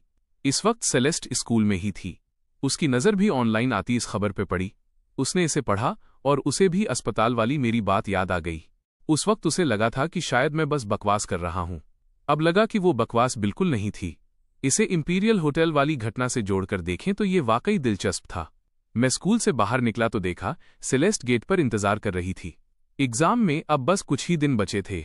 मैं उसके पास गया और उसकी तरफ देखते हुए पूछा, तुम अचानक यहां कैसे? कुछ बताया भी नहीं। सेलेस्ट मुझे गौर से देख रही थी। तुम्हें देखने आई हूं। उसका इस तरह घूरना मुझे थोड़ा असहज, अनकंफर्टेबल कर रहा था। मैंने कहा चलो खाना खाते हैं। वो आज थोड़ी अजीब लग रही थी। कार में बैठते ही सेलेस्ट ने खिड़की की तरफ इशारा किया और मेरी तरफ देखा। मैंने अभी खबर देखी। मैं हैरान हुआ कि कौन सी खबर। सेलेस्ट की आवाज़ बहुत धीमी थी, लॉन्गशॉन हाईवे ढहने की। उसकी बात सुनकर मैं थोड़ा दोषी महसूस करने लगा और नजरें फेर लीं। ओह वाकई? मैंने अपना फोन खोलकर ऐसे नाटक किया जैसे देख रहा हूं। असल में मुझे बहुत पहले से पता था। स्कूल में सोशल मीडिया पर मैंने ये देख लिया था और मुझे राहत थी कि मेरे पिता इस आपदा से बच गए। अब मैं भी काफी सुकून में था। किसे पता था कि सेलेस्ट अचानक ये पूछ लेगी। उसने मेरी तरफ देखते हुए कहा, लगता है तुम्हारा सपना काफी सटीक एक्यूरेट था। मैंने खांसते हुए कहा, लगता तो ऐसा ही है। उम्मीद नहीं थी कि वाकई ऐसा कुछ होगा। किस्मत अच्छी है कि डैड ठीक हैं। सेलेस्ट मेरे बगल में बैठी एक पेचीदा, कॉम्प्लिकेटेड भाव से मुझे देख रही थी। नेथन, पिछली बार तुमने कहा था कि इंपीरियल होटल में फायर सेफ्टी के मुद्दे हैं। क्या वो भी किसी सपने में देखा था? उसकी बातें सुनकर मुझे लगा कि उसने मुझ पर ध्यान देना शुरू कर दिया है। मैंने गला साफ किया। बेशक, तुम्हें और क्या लगा? उसने उत्सुकता से पूछा। तो क्या अपने सपने में तुमने मेरे और अपने बारे में भी कुछ देखा? वो मेरी तरफ थोड़ा झुकी। अचानक हमारे बीच की दूरी बहुत कम हो गई। मैंने अपने सामने उस खूबसूरत चेहरे को देखा पर कुछ बोला नहीं। सेलेस्ट ने फिर पूछा, तुमने देखा या नहीं? मैंने हाथ बढ़ाकर उसे पीछे धकेला। मैं ऐसे सवाल का क्या जवाब देता? कि मैंने सपना देखा कि मैंने सेरीना के लिए सब कुछ लुटा दिया, बुरी मौत मरा और आखिर में उसे ही मेरी लाश उठानी पड़ी। सेलेस्ट ने चुपचाप खुद को पीछे धकेलने दिया और अपनी तरफ बैठ गई, पर उसकी नजरें अभी भी मुझ पर टिकी थीं। हम दोनों खाना खाने गए। मुझे लगा कि सेलेस्ट मुझे लगातार देख रही है, जिससे मुझे थोड़ा गिल्टी महसूस हुआ, मुख्य रूप से इसलिए क्योंकि ये औरत बहुत स्मार्ट थी। मैंने तो यहां तक सोच लिया कि कहीं उसने ये अंदाजा तो नहीं लगा लिया कि मेरा पुनर्जन्म रीबॉर्न हुआ है। मैंने उसकी तरफ न देखने की कोशिश की और ऑर्डर देने के बाद अचानक मेरी नजरें उससे मिल गईं, तो मैंने बात छेड़ने के लिए कुछ ढूंढा। ओह, वैसे सेलेस्ट, तुम्हारा बर्थडे कब आता है? मैं इतने समय से उसके साथ था, पर मैंने कभी उसे अपने जन्मदिन का जिक्र करते नहीं सुना था। कॉलेज एंट्रेंस एग्जाम्स के बाद मेरा बर्थडे आने वाला था। सेलेस्ट ने मेरा सवाल सुना और आखिरकार मेरे सपनों से ध्यान हटाया। मेरा बर्थडे तो निकल गया 2 महीने पहले। मैंने यकीन न करते हुए उसकी तरफ देखा। तुमने मुझे बताया क्यों नहीं? मैं रोज उसके साथ था, फिर भी मुझे नहीं पता चला कि उसका बर्थडे निकल चुका है। मेरा हैरान चेहरा देखकर सेलेस्ट की आवाज धीमी हो गई। नेथन, मैं अपना बर्थडे सेलिब्रेट नहीं करती। मैं उसकी तरफ झुका और पूछा, क्यों? मुझे लगा था कि शायद उसने मुझे दोस्त नहीं माना इसलिए नहीं बताया, पर पता चला कि वो बर्थडे मनाती ही नहीं है। इस टॉपिक का जिक्र होते ही सेलेस्ट के चेहरे के भाव थोड़े पेचीदा हो गए। कुछ देर बाद उसने कहा, जिस दिन मेरी माँ का इंतकाल हुआ, ठीक उसी दिन मेरा बर्थडे था। मैं एकदम सुन्न रह गया और फिर मुझे बुरा महसूस हुआ। सॉरी, मुझे पता नहीं था। सेलेस्ट बोली, ठीक है, मुझे तुम्हारे साथ अपनी बातें डिस्कस करने में कोई ऐतराज नहीं है। ये वाक्य यह दिखाने के लिए काफी था कि सेलेस्ट मुझ पर कितना भरोसा करती है। खाना खाते वक्त मैंने और कुछ नहीं पूछा। तभी रिचर्ड क्रेन का फोन आया। मैंने चॉपस्टिक्स नीचे रखीं और फोन उठाया। डैड? उन्होंने पूछा, अभी तक वापस नहीं आए? हाईवे ढहने वाली बात सुनकर वो मुझसे मिलने के लिए बेचैन थे, पर मैं अभी तक घर नहीं पहुंचा था। मैंने जवाब दिया, मैं सेलेस्ट के साथ बाहर खाना खा रहा हूं। सेलेस्ट ने नजर उठाकर मेरी तरफ देखा। मैंने पूछा, क्या आपने खाना खा लिया डैड? उन्होंने जवाब दिया, नहीं, मैं तुम्हारा इंतजार करने की सोच रहा था। मैंने कहा, मेरा इंतजार करने की जरूरत नहीं है, आप पहले खा लीजिए। मेरा पेट लगभग भर चुका है। खाना खत्म करके मैं घर आ जाऊंगा। एग्जाम सिर पर हैं, मुझ पर हर दिन बहुत प्रेशर है। चूंकि मैं बार बार अपनी पिछली जिंदगी की चीजों के बारे में सोच रहा था, इसलिए प्रेशर महसूस कर रहा था। फोन रखकर मैंने सेलेस्ट से कहा, मेरे डैड का फोन था। आमतौर पर जब मैं घर नहीं आता था तो मेरे पिता पूछने की जहमत नहीं उठाते थे। उनका फोन करके मुझे जल्दी बुलाना वाकई दुर्लभ, रेयर था। मुझे अंदाजा था कि उस हादसे की वजह से ही उन्होंने फोन किया होगा। खाना खाने के बाद जब मैं घर पहुंचा तो दरवाजा सेक्रेटरी यान ने खोला। यंग मास्टर वापस आ गए। वो आज कुछ ज्यादा ही उत्साहित लग रही थीं। मैंने शालीनता से पूछा, शुभ संध्या। सेक्रेटरी यान ने अपना सिर झुकाया और माफी मांगी। मुझे माफ कर दीजिए। मैंने उन्हें उलझन में देखा और पूछा, ये माफी किस लिए? सेक्रेटरी यान बोली, पहले मुझे हमेशा लगता था कि आपकी वजह से मिस्टर क्रेन को चोट लगी है, इसलिए मुझे आपसे समस्या थी, लेकिन अब लगता है कि मैं बहुत संकीर्ण सोच, नैरो माइंडेड रख रही थी। मैंने हाथ हिलाते हुए कहा, खुद को दोष मत दीजिए, आप बस मेरे लिए चिंतित थीं। मेरे पिता कहाँ हैं? लिविंग रूम में। मैंने देखा कि मेरे पिता पहले से ही इंतजार कर रहे थे। मुझे अकेला वापस आते देख रिचर्ड क्रेन ने पूछा, सेलेस्ट तुम्हारे साथ वापस नहीं आई? मैंने जवाब दिया। उसने मुझे गेट पर छोड़ा और चली गई। क्या आपको मुझसे कुछ काम था डैड? रिचर्ड क्रेन ने एक पेचीदा भाव से मुझे देखा। मुझे लगा कि वो कुछ पूछेंगे, लेकिन जब उन्होंने मुंह खोला तो अप्रत्याशित रूप से वो बस मेरे ग्रेड्स को लेकर चिंता थी। तुम्हारी परीक्षा की तैयारी कैसी चल रही है? मैंने अपने पिता की ओर देखा और जवाब दिया, काफी अच्छी। सेलेस्ट मुझे पढ़ा रही है। उसका एडमिशन पहले ही हो चुका है, इसलिए उसे अपने ग्रेड्स की ज्यादा परवाह नहीं है और वह पूरी तरह से मुझ पर ध्यान दे रही है। रिचर्ड क्रेन बोले, सेलेस्ट तुम्हारे लिए कितनी अच्छी है? मैंने कहा, हाँ, तो अब आपको जल्दी आराम करना चाहिए डैड। मैंने देखा कि उन्होंने मुझे भी आराम करने को कहा, तो मैंने उत्सुकता से उनकी तरफ देखा। क्या आपको कुछ और नहीं कहना था? रिचर्ड क्रेन ने मेरी तरफ देखा। मैं तुमसे उस हाईवे ढहने के बारे में पूछने वाला था। अगर तुम ना होते तो शायद मैंने कहा, ऐसा इसलिए हुआ क्योंकि आपने मुझ पर भरोसा किया। मैंने बस इतना कहा था कि मैंने एक सपना देखा है और आप विश्वास करने को तैयार थे। अगर आपने विश्वास न किया होता और इसे सिर्फ बच्चे की बकवास समझकर खारिज कर दिया होता तो शायद आप इस आपदा से नहीं बच पाते। आप वाकई इस दुनिया में मेरे लिए सबसे अच्छे इंसान हैं। कॉलेज एंट्रेंस एग्जाम के दौरान रिचर्ड क्रेन की सेहत में काफी सुधार हो चुका था। वो मुझे एग्जाम दिलाने खुद ड्राइव करके ले गए और स्कूल के गेट पर इंतजार भी किया। इत्तेफाक से ब्रैंडन उसी टेस्ट सेंटर पर था जहां मैं और डेरेक थे। जब वे पहुंचे तो उन्होंने गेट पर क्रेन परिवार की कार खड़ी देखी। मैं कार से उतरा और सेक्रेटरी यान मेरे बगल में खड़ी थीं। डेरेक ने तुरंत ब्रैंडन को कोहनी मारी, देखो, क्या वो नेथन नहीं है? वह फिर से उस बड़ी उम्र की औरत को अपने साथ एग्जाम दिलाने लाया है।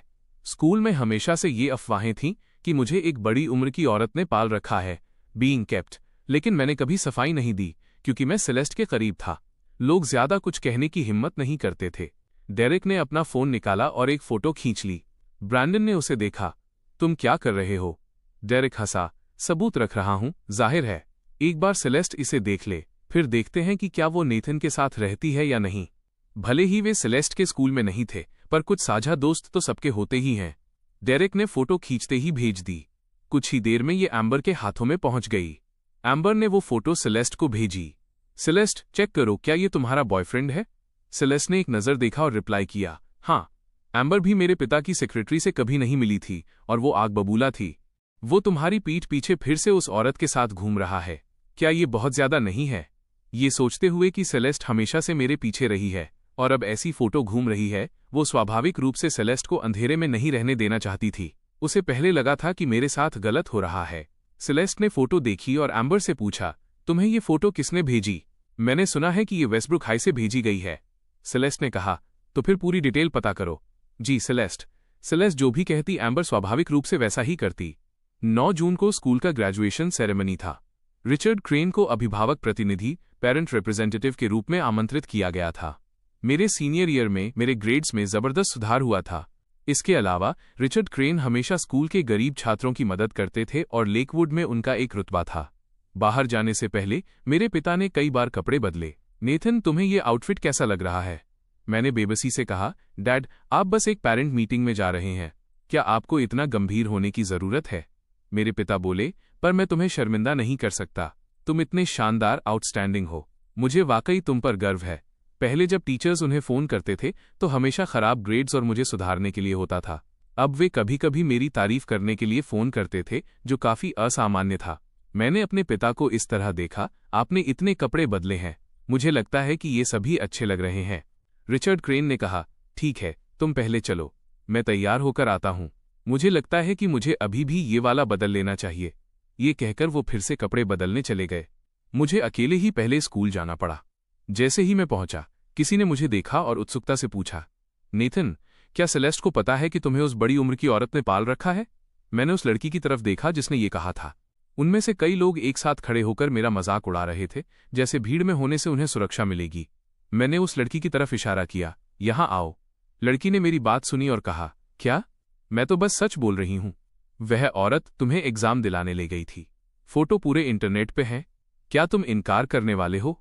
साफ तौर पर किसी के टुकड़ों पर पल रहे हो, फिर भी रोज यंग मास्टर होने का नाटक करते हो। सरीना से रिश्ता खत्म करने के बाद से मैं यंग मास्टर वाली लाइफस्टाइल जी रहा था। बाकी क्लासमेट्स वाकई जलन, ग्रीन विद एनवी से भरे हुए थे।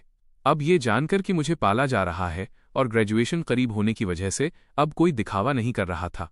मैंने कहा, वह मेरे पिता की सेक्रेटरी है। तुम लोगों का दिमाग वाकई बहुत गंदा है।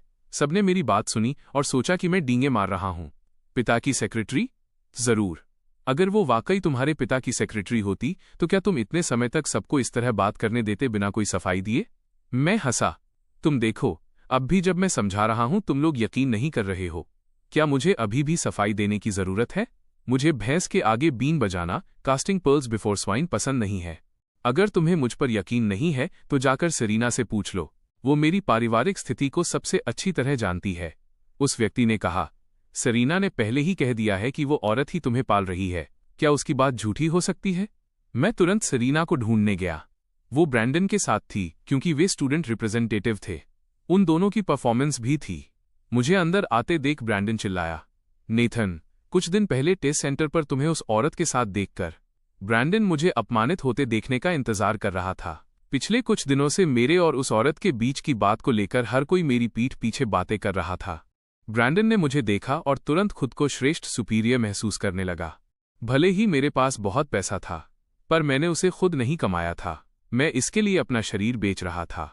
ये बात शायद अब तक सेलेस्ट तक भी पहुंच चुकी होगी। इस वक्त मुझे अंदर आते देख वो काफी अच्छे मूड में था और उसने मुझे ग्रीट किया, लेकिन मैं सेरीना को देख रहा था। क्या तुमने दूसरों से कहा कि मुझे पाला जा रहा है? सेरीना का चेहरा उतर गया। मैंने नहीं कहा, सब यही कह रहे हैं। मैंने कभी ऐसा नहीं कहा। मैं हंसा। तुमने नहीं कहा? बाहर लोग साफ तौर पर तुम्हारा नाम ले रहे हैं। क्या तुम उनके सामने चलकर उनका सामना करना चाहती हो? मेरे पिता तुम्हारे लिए कितने अच्छे रहे हैं।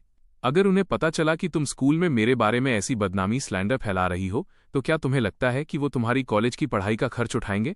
कोई और होता तो बात अलग थी, लेकिन ये सेरीना थी, वो एहसान फरामोश अनग्रेटफुल लड़की। सेरीना को लगा कि उस पर गलत इल्जाम लगाया जा रहा है और वो इसे बर्दाश्त नहीं कर पाई। सच में ये मैं नहीं थी। मैं पता लगाऊंगी कि क्या हुआ है। लेकिन नेथन, मैं वैसी इंसान नहीं हूं जैसा तुम कह रहे हो। मैंने कभी इस बात का जिक्र नहीं किया। उसने बस चीजों को साफ करने में मदद नहीं की थी, पर उसने मेरी बदनामी भी नहीं की थी। अचानक अपने सिर पर ये इल्जाम मढ़ा जाते देख सेरीना भी बहुत परेशान थी। मैंने कहा, ठीक है, मैं तुम्हारे जवाब का इंतजार करूंगा, वरना बस देखते जाओ। मैंने ब्रैंडन की तरफ देखा। ब्रैंडन वहां ठंडे चेहरे के साथ खड़ा था। उसने बस मुझे ग्रीट किया था। अब वो कुछ नहीं बोला। मैंने भी उससे कोई मतलब नहीं रखा। जैसे ही मैं वहां से निकला, ब्रैंडन चलकर पास आया और सेरीना को देखने लगा। सेरीना शांत नहीं बैठ सकती थी। मुझे थोड़ी देर के लिए बाहर जाना होगा। उसने ये नहीं किया था और वो ये इल्जाम बिल्कुल नहीं सहने वाली थी। ब्रैंडन ने उसका रिएक्शन देखा और उसके पीछे हो लिया। उसने सेरीना को जाते हुए देखा और अभी अभी नेथन और उसके बीच हुई बातचीत को याद किया। मैंने कहा था कि वो इंसान मेरे पिता की सेक्रेटरी थी और सेरेना ने इसका खंडन नहीं किया था। यानी मेरे पाले जाने वाली बात भी झूठी थी। सेरीना पहले ही उस लड़की के पास पहुंच गई थी जिसने उसे इस बात का जरिया सोर्स बताया था। सेरीना, लड़की ने उसे देखकर शालीनता से कहा। सेरीना बोली, क्या तुमने कहा कि मैंने तुम्हें बताया था कि नेथन को कोई पाल रहा है? लड़की ने हैरानी से सेरीना को देखा। क्या तुमने ही नहीं कहा था? मैं उनके बगल में खड़ा होकर उपहास स्कॉफ करने लगा। सेरीना भी गुस्से में थी। मैंने तुम्हें कब बताया? उसका लहजा गिरते देख लड़की ने सफाई दी। डेरेक ने ये कहा था। उसने कहा, तुमने खुद उसे बताया था। डेरेक कहाँ है? सेरीना अब इसे खत्म करना चाहती थी। उसने वाकई ऐसी बातें कभी नहीं कही थीं। डेरेक उस वक्त कुछ क्लासमेट्स के साथ मेरी बुराई कर रहा था। सेरीना वहां पहुंची। डेरेक ब्यूटी क्वीन सेरीना को अपने और मेरे साथ खड़ा देख डेरेक ठिठक गया और पास आकर पूछा, क्या हुआ? सेरीना ने उसका सामना किया। क्या तुमने दूसरों से कहा कि मैंने कहा है कि नेथन को पाला जा रहा है? डेरेक बोला, क्या ये ऐसी बात नहीं है जो सबको पता है? सेरीना ने बात जारी रखी। मैं बस तुमसे ये पूछना चाहती हूं, क्या मैंने व्यक्तिगत रूप से पर्सनली तुम्हें बताया था? डेरेक ने अपना सिर हिलाया। नहीं। उसने मुझे देखा और तुरंत थोड़ा डर गया। क्या मैं यहां हंगामा करने आया था? सेरीना ने कहा, तो फिर तुमने लोगों से क्यों कहा कि मैंने तुम्हें बताया है? डेरेक बोला, क्या तुमने ब्रैंडन को नहीं बताया था? उसने मुझे बताया था। ब्रैंडन का ख्याल आते ही डेरेक की हिम्मत बढ़ गई। वो मेरे सामने भी पीछे नहीं हटा। ब्रैंडन भी उस वक्त वहीं था, है ना? ब्रैंडन, उसने सीढ़ियों पर खड़े ब्रैंडन की तरफ देखते हुए कहा। स्कूल में ब्रैंडन की साख अच्छी थी और वो कभी झूठ नहीं बोलता था। ये सोचकर कि ये ब्रैंडन ने कहा था, डेरेक को तुरंत और आत्मविश्वास महसूस हुआ। वह बस तथ्यों, फैक्ट्स को बता रहा था। मैं आखिर उसका क्या बिगाड़ लेता? वैसे भी डेरेक को अचानक खुद को इस मामले में घसीटते देख ब्रैंडन के चेहरे के भाव तुरंत पेचीदा हो गए। डेरेक का इस तरह उसे बीच में लाना, उसका क्या मतलब था? खासकर तब जब अभी अभी ब्रैंडन ने सेरीना के साथ मेरी बातचीत से अंदाजा लगा लिया था कि शायद वो गलत था। ब्रैंडन वाकई वहां से गायब हो जाना चाहता था, पर सेरीना पहले ही उसे देख रही थी। सेरीना उसके पास गई और उसका सामना किया। क्या तुमने डेरेक से कहा कि नेथन के पाले जाने वाली बात मेरी तरफ से आई थी? ब्रैंडन ने सेरीना को कभी इतने गंभीर भाव में नहीं देखा था। यहां तक कि जब उनके बीच झगड़े होते थे तब भी वो इतनी नाराज नहीं हुई थी। सेरीना ने बेचैनी से जोर दिया, कुछ बोलो, मैं तुमसे पूछ रही हूं, क्या मैंने तुम्हें बताया था या नहीं? अगर रिचर्ड क्रेन को इस बारे में पता चला तो सेरीना ये इल्जाम बिल्कुल नहीं लेना चाहती थी। वो अभी भी अपनी कॉलेज की पढ़ाई के स्पॉन्सरशिप के लिए रिचर्ड क्रेन पर निर्भर थी। सबको अपनी तरफ देखते देख आखिरकार ब्रैंडन बोला और सेरीना से कहा, मैंने ऐसा कभी नहीं कहा। सेरीना ने उसे देखा, तुम्हारा क्या मतलब है? ब्रैंडन ने कहा, मैंने कभी डेरेक से नहीं कहा कि तुमने ये बात कही थी। ब्रैंडन की बात सुनकर डेरेक सन्न रह गया। क्या वो तुम नहीं थे? पहले जब भी ये बात निकलती थी उसने हमेशा ब्रैंडन के साथ इस पर चर्चा की थी। ब्रैंडन ने भी उस थ्योरी का पूरा समर्थन किया था कि मुझे एक बड़ी उम्र की औरत पाल रही है। ब्रैंडन ने डेरेक की तरफ देखा, मैंने तुमसे ऐसा कब कहा? सेरीना ने कहा था कि नेथन को एक बड़ी उम्र की औरत पाल रही है। डेरेक, ब्रैंडन और फिर सेरीना की तरफ देखने लगा। वो हकलाने लगा। जब डेरेक हकला रहा था ब्रैंडन फिर से बोला, वैसे भी क्या तुम ही हमेशा नहीं कहती थी कि नेथन को पाला जा रहा है? अगर तुमने बार बार ये नहीं कहा होता तो मैं भी बेवकूफ नहीं बनता। तुम ही हमेशा ऑनलाइन इसके बारे में पोस्ट करती रहती हो, है ना? और तुमने ही नेथन की उस औरत के साथ फोटो ली थी और कहा था कि तुम इसे ईस्टब्रुक हाई के ग्रुप में भेजना चाहती हो ताकि सेलेस्ट देख सके। लेकिन ब्रैंडन खुद को उसके साथ डूबने नहीं दे सकता था। सारी बुरी चीजें डेरेक ने की थीं। उससे उसका क्या लेना देना? डेरेक ने ब्रैंडन की तरफ देखा और पलटवार किया, ये सच नहीं है। अगर तुम नहीं होते तो मैं ये सब नहीं करता। उसने हमेशा ब्रैंडन को अपना सबसे अच्छा दोस्त माना था, इसलिए चाहे जो भी हो वो हमेशा ब्रैंडन के लिए सबसे पहले खड़ी होती थी। पर अब ब्रैंडन किसी भी बात को नहीं मान रहा था। सारा इल्जाम अकेले उस पर डाल रहा था। ब्रैंडन कड़वाहट भरी मुस्कान हंसा, जैसे उसके साथ बहुत बड़ा अन्याय हुआ हो। तुम्हारी अपनी कैरेक्टर की समस्या है। तुम्हें क्लासमेट्स की पीठ पीछे बातें करना अच्छा लगता है। अब जब कुछ हुआ है तो तुम मुझे भी अपने साथ घसीटना चाहती हो डेरेक? हम इतने समय से दोस्त हैं। मुझे अब जाकर पता चल रहा है कि तुम किस तरह की इंसान हो। डेरेक को उम्मीद नहीं थी कि वो इस तरह सफेद झूठ बोल देगा। नहीं ब्रैंडन, तुम। पास खड़े क्लासमेट्स ने देखा कि डेरेक अभी भी बहस करने की कोशिश कर रहा है। सब उसे डांटने लगे। बस करो, ब्रैंडन तुम्हारे लिए कितना अच्छा रहा है। पिछली बार जब तुम्हें लगभग स्कूल से निकाला जाने वाला था तो उसी ने तुम्हारे लिए गुजारिश की थी। अब तुम उसे भी अपने साथ घसीटना चाहती हो। सारा इल्जाम उसके सिर मढ़ रही हो। तुम जैसा कोई कैसे हो सकता है? आस्तीन का सांप जिसके दिल में जहर भरा है। सबको एक एक करके डेरेक को डांटते और ब्रैंडन को इससे अलग करते देख मैंने ब्रैंडन की तरफ देखा। अभी भी वो बिल्कुल मासूम लग रहा था, पर वो हमेशा से ऐसा ही था। हर बार जब कुछ होता वो हमेशा सबसे मासूम ही दिखता था। डेरेक सबकी डांट बर्दाश्त नहीं कर पाया और सीधे बाहर भाग गया। सेरीना ने मेरी तरफ देखा और कहा, तुमने खुद देख लिया, ये मैंने नहीं कहा था। क्या तुम इस जवाब से संतुष्ट हो? मैं हंसा। तुम्हें लगता है कि मैं संतुष्ट हो सकता हूं? सेरीना बोली, तुम्हारा क्या मतलब है? तुम्हें एक जवाब चाहिए था। अब तुम्हें तुम्हारा जवाब मिल गया है। ऑनलाइन पोस्ट भी डेरेक ने ही डाली थी।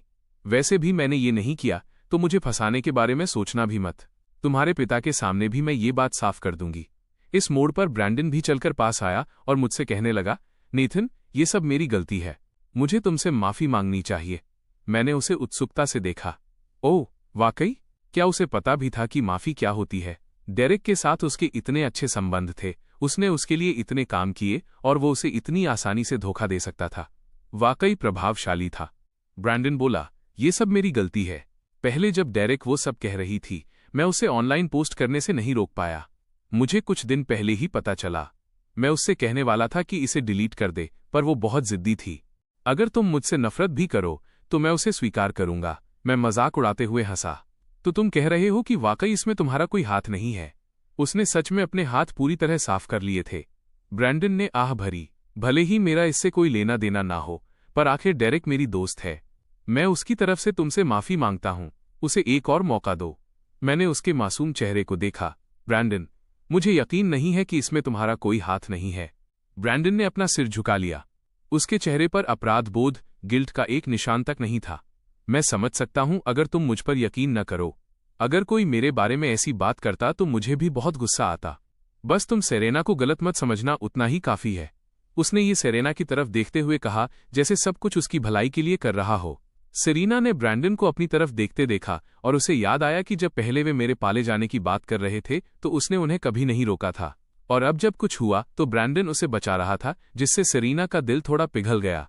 उसने मुझसे कहा, मामले की जांच हो गई है, अगर तुम्हें डेरेक से दिक्कत है तो ठीक है, पर ब्रैंडन बेगुनाह है, तुम इस बारे में इतने तर्कहीन अनरीजनेबल नहीं हो सकते, है ना? उसका बचाव करने वाला रवैया बिल्कुल साफ था। जैसे ही सेरीना बोली, दूसरे लोगों ने भी मेरी आलोचना शुरू कर दी। सही बात है, इस मामले का ब्रैंडन या सेरीना से कोई लेना देना नहीं है। नेथन, इतने संकीर्ण पेटी मत बनो, हम सब सहपाठी हैं। आजकल लोग पाखंडी होने में वाकई बहुत माहिर हैं। मैंने सबको ब्रैंडन की तरफदारी करते देखा और इन बेवकूफ़ों से उलझने की जहमत नहीं उठाई। ब्रैंडन ने मुझसे कहा, अगर और कुछ नहीं है तो हम रिहर्सल जारी रखेंगे। ये कहकर उसने सेरीना की तरफ देखा। चलो। वे दोनों चले गए और मैं अकेला रह गया। मैं मुड़ा और दरवाजे की तरफ बढ़ गया। जैसे ही मैं बाहर निकला, मैंने अपने पिता को प्रिंसिपल के साथ आते देखा। मिस्टर वेल्स भी वहां थे। वो रिचर्ड क्रेन के बगल में किसी बॉडीगार्ड की तरह चल रहे थे। मैं खुद से पिता के पास नहीं गया। मैं आसपास घूम रहा था, तभी एक क्लासमेट दिखा और मैंने पूछा, क्या तुमने डेरेक को देखा है? क्लासमेट ने कहा, कोई उसे पहले ढूंढ रहा था, वो बाहर गई है। मैंने सुना है कि वो ईस्टब्रुक हाई का कोई था। मैं गेट तक गया था, पर वो दिखी नहीं तो छोड़ो। जब ग्रेजुएशन सेरेमनी शुरू हुई तब भी डेरेक वापस नहीं आई थी। मैं अपनी सीट पर बैठा अपने पिता को स्टेज पर जाते देख रहा था। उन्होंने सूट पहना था और वे बहुत प्रतिष्ठित, डिस्टिंग्विश्ड लग रहे थे। आदरणीय स्कूल लीडर, शिक्षकगण और प्यारे छात्रों, शुभ संध्या। मैं नेथन का पिता रिचर्ड क्रेन हूं।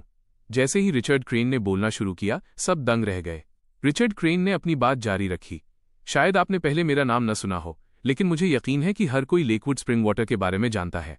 आज यहां खड़ा होना मेरी अपनी वजह से नहीं, बल्कि मेरे बेटे की वजह से है। पिछले 1 साल में उसने बहुत मेहनत की है और उसके ग्रेड्स में जबरदस्त सुधार हुआ है। लेकवुड स्प्रिंग वाटर शहर का एक बड़ा ब्रांड था। हर कोई इससे अच्छी तरह वाकिफ था। तो पता चला कि मेरे पिता लेकवुड स्प्रिंग वाटर के मालिक थे। पहले उन्हें लगा था कि मुझे वाकई पाला जा रहा है। ब्रैंडन पास ही बैठा था। उसके माता पिता भी आज आए थे, पर क्योंकि उसके माता पिता कोई मशहूर लोग नहीं थे, इसलिए अंत में अभिभावक प्रतिनिधि मेरे पिता ही बने। स्टेज पर उस शालीन व्यक्ति को देखने और फिर अपने बगल में बैठे मुझे देखने के बाद ब्रैंडन ने पहली बार उस अंतर गैप को महसूस किया। मैं वाकई एक यंग मास्टर था जिसे कोई पाल नहीं रहा था। रिचर्ड क्रेन का भाषण खत्म होने के बाद हेज, ब्रैंडन के माता पिता खड़े हो गए और रिचर्ड क्रेन की तरफ बढ़ने लगे, जो अभी अभी स्टेज से उतरे थे। मिस्टर क्रेन, नमस्ते। आपसे मिलकर खुशी हुई। ब्रैंडन इतने समय से स्कूल में था और उन्हें पता ही नहीं था कि स्कूल में शहर के सबसे अमीर आदमी का बेटा भी पढ़ता है। अगर उन्हें पहले पता होता तो उन्होंने पक्का अपने बेटे से अच्छे संबंध बनाने को कहा होता। रिचर्ड क्रेन पहले स्कूल बहुत कम आते थे। कभी कभी मेरी पेरेंट मीटिंग्स के लिए उनकी सेक्रेटरी ही आती थी, इसलिए बहुत से माता पिता उनसे कभी नहीं मिले थे। अपने माता पिता को इस तरह विनम्र होते देख ब्रैंडन ने अपनी भौहें सिकोड़ लीं। हालांकि वो अंदर से थोड़ा नाखुश था, पर वो ये भी जानता था कि उसके और मेरे बीच का अंतर जमीन आसमान का था। मिसेस हेज ने ब्रैंडन को पास आते देखा। बेटा, यहां आओ। उन्होंने हाथ हिलाकर ब्रैंडन को बुलाया। ब्रैंडन पास आया। डैड, मॉम, मिस्टर हेज ने उत्साह से रिचर्ड क्रेन से कहा। मिस्टर क्रेन, ये हमारा बेटा है। इसका नाम ब्रैंडन हेज है। स्कूल में इसके ग्रेड्स हमेशा बेहतरीन रहे हैं। अगर कभी आपकी कंपनी में काम करने का मौका मिले तो ये बहुत शानदार होगा। रिचर्ड क्रेन ने शिष्टता से जवाब दिया। मैं अपने पिता के बगल में खड़ा होकर ब्रैंडन को देख रहा था। ये साफ था कि वो इस तरह सामाजिक मेलजोल, सोशलाइज में घसीटे जाना नहीं चाहता था, पर फिर भी ब्रैंडन ने अपने माता पिता का साथ दिया। उसके माता पिता भी वैसे ही लग रहे थे, जो बातें बनाने में बहुत माहिर हों, बिल्कुल ब्रैंडन की तरह। तभी मिस्टर वेल्स भी वहां आ गए, सेरीना को साथ लेकर। उन्होंने रिचर्ड क्रेन से कहा, मिस्टर क्रेन, ये मेरी बेटी सेरीना है। पिछले कुछ दिनों में आपके द्वारा किए गए ख्याल के लिए शुक्रिया। इसे वो हमेशा याद रहता है। जब वो लेकवुड ग्रुप ज्वाइन करेगी तो वो पक्का आपके लिए कड़ी मेहनत करेगी। इसके अलावा उसके और यंग मास्टर नेथन के बीच बहुत अच्छे संबंध हैं। अब वे ग्रेजुएट भी हो गए हैं। जब भी मौका मिले, इतने सारे माता पिता के सामने पहले उनकी सगाई, एंगेजमेंट करवा देते हैं। मिस्टर वेल्स अपनी बेटी का रिश्ता पक्का करने के लिए बहुत उतावले थे। क्या आपको लगता है कि नेथन के पिता सेरीना और नेथन के रिश्ते को लेकर मिस्टर वेल्स की बात मान लेंगे? सेरीना ने अपने पिता की बात सुनी और उसकी भौहें तन गईं। पास ही खड़े ब्रैंडन के माता पिता, जो पहले सेरीना की खूबसूरती और उसके अच्छे ग्रेड्स की वजह से उसे ब्रैंडन के लिए एक अच्छी पसंद मान रहे थे, अब दंग रह गए। उन्हें उम्मीद नहीं थी कि वो शहर के सबसे अमीर परिवार की होने वाली बहू है अब उनकी हिम्मत नहीं हुई कि वे कोई और बात करें। रिचर्ड क्रेन ने जब मिस्टर वेल्स के मुंह से सगाई की बात सुनी तो वे तुरंत बोले, सगाई के लिए अभी बहुत जल्दी है, बच्चे अभी छोटे हैं, इन चीजों के बारे में सोचने की कोई हड़बड़ी नहीं है। मिस्टर वेल्स उत्साह में बोले, छोटे? कहाँ के छोटे? अगले 2-3 सालों में तो ये सीधे शादी रजिस्टर कराने जा सकते हैं।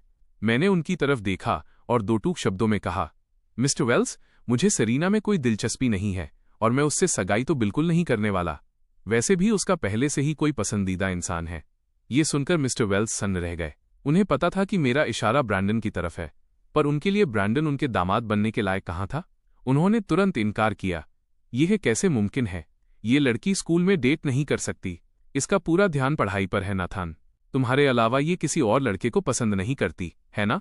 आखिरी शब्द उन्होंने सेरीना की तरफ घूरते हुए कहे, मानो उसे समझदार होने की चेतावनी दे रहे हों। सेरीना ने अपने पिता की बात सुनी और मेरी तरफ देखा। पिछली कड़वाहटों को याद करते हुए उसने खुद को रोका और अपने पिता से कहा, डैड, क्या आप नहीं देख रहे कि ये कैसा मौका है? क्या यहाँ ऐसी बातें करना शोभा देता है? लेकिन मिस्टर वेल्स तो किसी को बाहरी समझ ही नहीं रहे थे। कैसा मौका? हम और मिस्टर क्रेन सब एक ही परिवार हैं। तुम तो हमेशा क्रेन हाउस में ही रहती थी, अब मिस्टर क्रेन ने मुझे नौकरी भी दी है। तुम्हें नेथन से शादी करने के लिए कहना क्या तुम्हें गलत लग रहा है? सेरीना का सारा आत्मविश्वास और गरिमा डिग्निटी खत्म हो गई। अब तक सब मेरी पहचान पर शक करते थे और सेरीना की सुंदरता के कायल थे। उन्हें लगता था कि अगर मैं यंग मास्टर भी हूं तो भी मैं उसके लायक नहीं हूं। पर अब मिस्टर वेल्स की बातों ने उसे सबके सामने नीचा दिखा दिया था। किसी ने नहीं सोचा था कि ब्यूटी क्वीन सेरीना के पिता ऐसे होंगे जो अपनी बेटी को अमीर घर में भेजने के लिए इतने उतावले, डेस्परेट होंगे। मैंने अब और भी रूखेपन से कहा, मिस्टर वेल्स, हमारे स्कूल में हर कोई जानता है कि सेरीना का बॉयफ्रेंड ब्रैंडन है। ऐसी बातें उन्हें दुखी करेंगी। अगर मैं ये साफ नहीं करता तो लोग अभी भी यही सोचते कि मैं सेरीना के साथ हूं। ब्रैंडन के माता पिता ने ये सुना और अपने बेटे की तरफ देखा। ब्रैंडन ने अपने होंठ भींचे और मुझे देखा। वो समझ गया था कि मैं ये सब जानबूझकर कर रहा हूं। रिचर्ड क्रेन ने मौके का फायदा उठाते हुए मिस्टर वेल्स से कहा, देखिए, बच्चों की अपनी पसंद होती है, हमें उनके मामलों में दखल नहीं देना चाहिए। पर मिस्टर वेल्स हार मानने को तैयार नहीं थे। ये पक्का कोई गलतफहमी है। वैसे भी नाथन वाकई सेरेना को पसंद करता है। मेरी बेटी ऐसे वैसे लड़कों, रैंडम बॉयज के साथ नहीं रहेगी। ये कहते हुए उन्होंने जानबूझकर ब्रैंडन की तरफ तिरस्कार, कंटेम्पचुअस से देखा। हेज परिवार की आर्थिक स्थिति उन्हें अच्छी नहीं लग रही थी और वो सिर्फ अमीर दामाद चाहते थे। अब मिस्टर हेज का सब्र टूट गया। ये बात करने का कौन सा तरीका है? कौन ऐसे वैसे लड़के? मिस्टर वेल्स ने उकसाते हुए कहा, मैं तुम्हारे बेटे की बात कर रहा हूं। तो क्या मुझे मारोगे? वो पूरी तरह बेशर्मी पर उतर आए थे। बेचारे मिस्टर हेज एक साधारण इंसान थे। इस उकसावे से उनका खून खौल उठा। माहौल बिगड़ता देख रिचर्ड क्रेन को बोलना पड़ा, मिस्टर वेल्स। मिस्टर वेल्स ने रिचर्ड क्रेन की तरफ देखा। मिस्टर क्रेन, मेरी बेटी उनके बेटे से शादी नहीं कर सकती। सेरीना सिर्फ नेथन को पसंद करती है। आप इस बारे में बेफिक्र रह सकते हैं। रिचर्ड क्रेन बोले, वो एक भला नौजवान है, आप उसके बारे में ऐसी बात कैसे कर सकते हैं? उनसे माफी मांगिए। रिचर्ड क्रेन के सख्त तेवर देख मिस्टर वेल्स की हिम्मत नहीं हुई उन्हें नाराज करने की। सॉरी, उन्होंने बेदिली से हेज परिवार से एक शब्द कहा। आसपास के लोग ये सब देख रहे थे। मिस्टर क्रेन कितने दयालु हैं, वो ब्रैंडन को बचा रहे हैं। वाकई बड़े आदमी हैं, क्लास है उनमें। पर सेरीना के पिता इतने नासमझ, टैक्टलेस क्यों हैं? जहां लोग रिचर्ड क्रेन की तारीफ कर रहे थे, वहीं मिस्टर वेल्स की बुराई करने से खुद को रोक नहीं पाए। पर मिस्टर वेल्स को अपनी हरकत पर जरा भी शर्मिंदगी नहीं थी। रिचर्ड क्रेन ने देखा कि मिस्टर वेल्स ने माफी मांग ली है तो उन्होंने बात खत्म की। वैसे भी दोनों बच्चों के बीच अच्छे संबंध हैं। एक पिता होने के नाते यहां तमाशा मत कीजिए। अपनी बेटी के बारे में थोड़ा सोचिए। जहां तक मेरे बेटे नेथन की बात है, उसका रिश्ता पहले से ही किसी के साथ तय होने वाला है। मैंने भी साथ दिया। सही कहा डैड। मिस्टर वेल्स, मेरी पसंद पहले से ही कोई और है। बस सेरीना और ब्रैंडन को साथ में खुश रहने दीजिए। रिचर्ड क्रेन ने अपनी घड़ी देखी। अब हमें घर चलना चाहिए। मैं अपने पिता के साथ ऑडिटोरियम से बाहर निकल गया। मिस्टर वेल्स, इस डर से कि सेरीना फिर से ब्रैंडन से ना मिल ले, उसे तुरंत वहां से ले गए। सेरीना पूरी तरह टूट चुकी थी। स्कूल में बनाई उसकी सारी साख, इमेज उसके पिता ने एक पल में मिट्टी में मिला दी थी। वो महसूस कर पा रही थी कि अब लोगों के उसे देखने का नजरिया पहले जैसा नहीं रहा। मैंने स्कूल के बाहर अपने पिता को कार तक छोड़ा और फिर से सेलेस्ट की कार देखी। मैंने पिता से कहा, डैड, आप पहले चलिए। रिचर्ड क्रेन ने हिचकिचाते हुए पूछा, तुम साथ नहीं आ रहे? इतनी रात हो गई है। मैंने उन्हें कार में बिठाते हुए कहा, आप जाइए डैड, मैं बाद में खुद आ जाऊंगा। सेक्रेटरी यान बोली, शायद मैंने अभी मिस सेलेस्ट की कार देखी है। ये सुनते ही रिचर्ड क्रेन सब समझ गए और बेबसी से हाथ हिलाकर चले गए। कार में बैठते हुए उन्होंने आह भरी, मेरा बेटा वाकई बड़ा हो गया है। सेक्रेटरी यान ने मुस्कुराते हुए कहा, नेथन अब 18 का होने वाला है, आप अब निश्चिंत रह सकते हैं।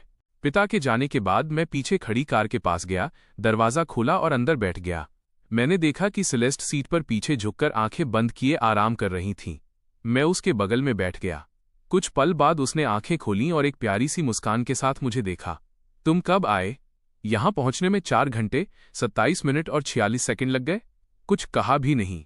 मैंने बस पलक झपकाई और मुझे यहां आए काफी समय हो गया था। सेलेस्ट ने मेरी तरफ देखा और पूछा, ग्रेजुएशन सेरेमनी कैसी रही? मैंने कहा, काफी अच्छी थी।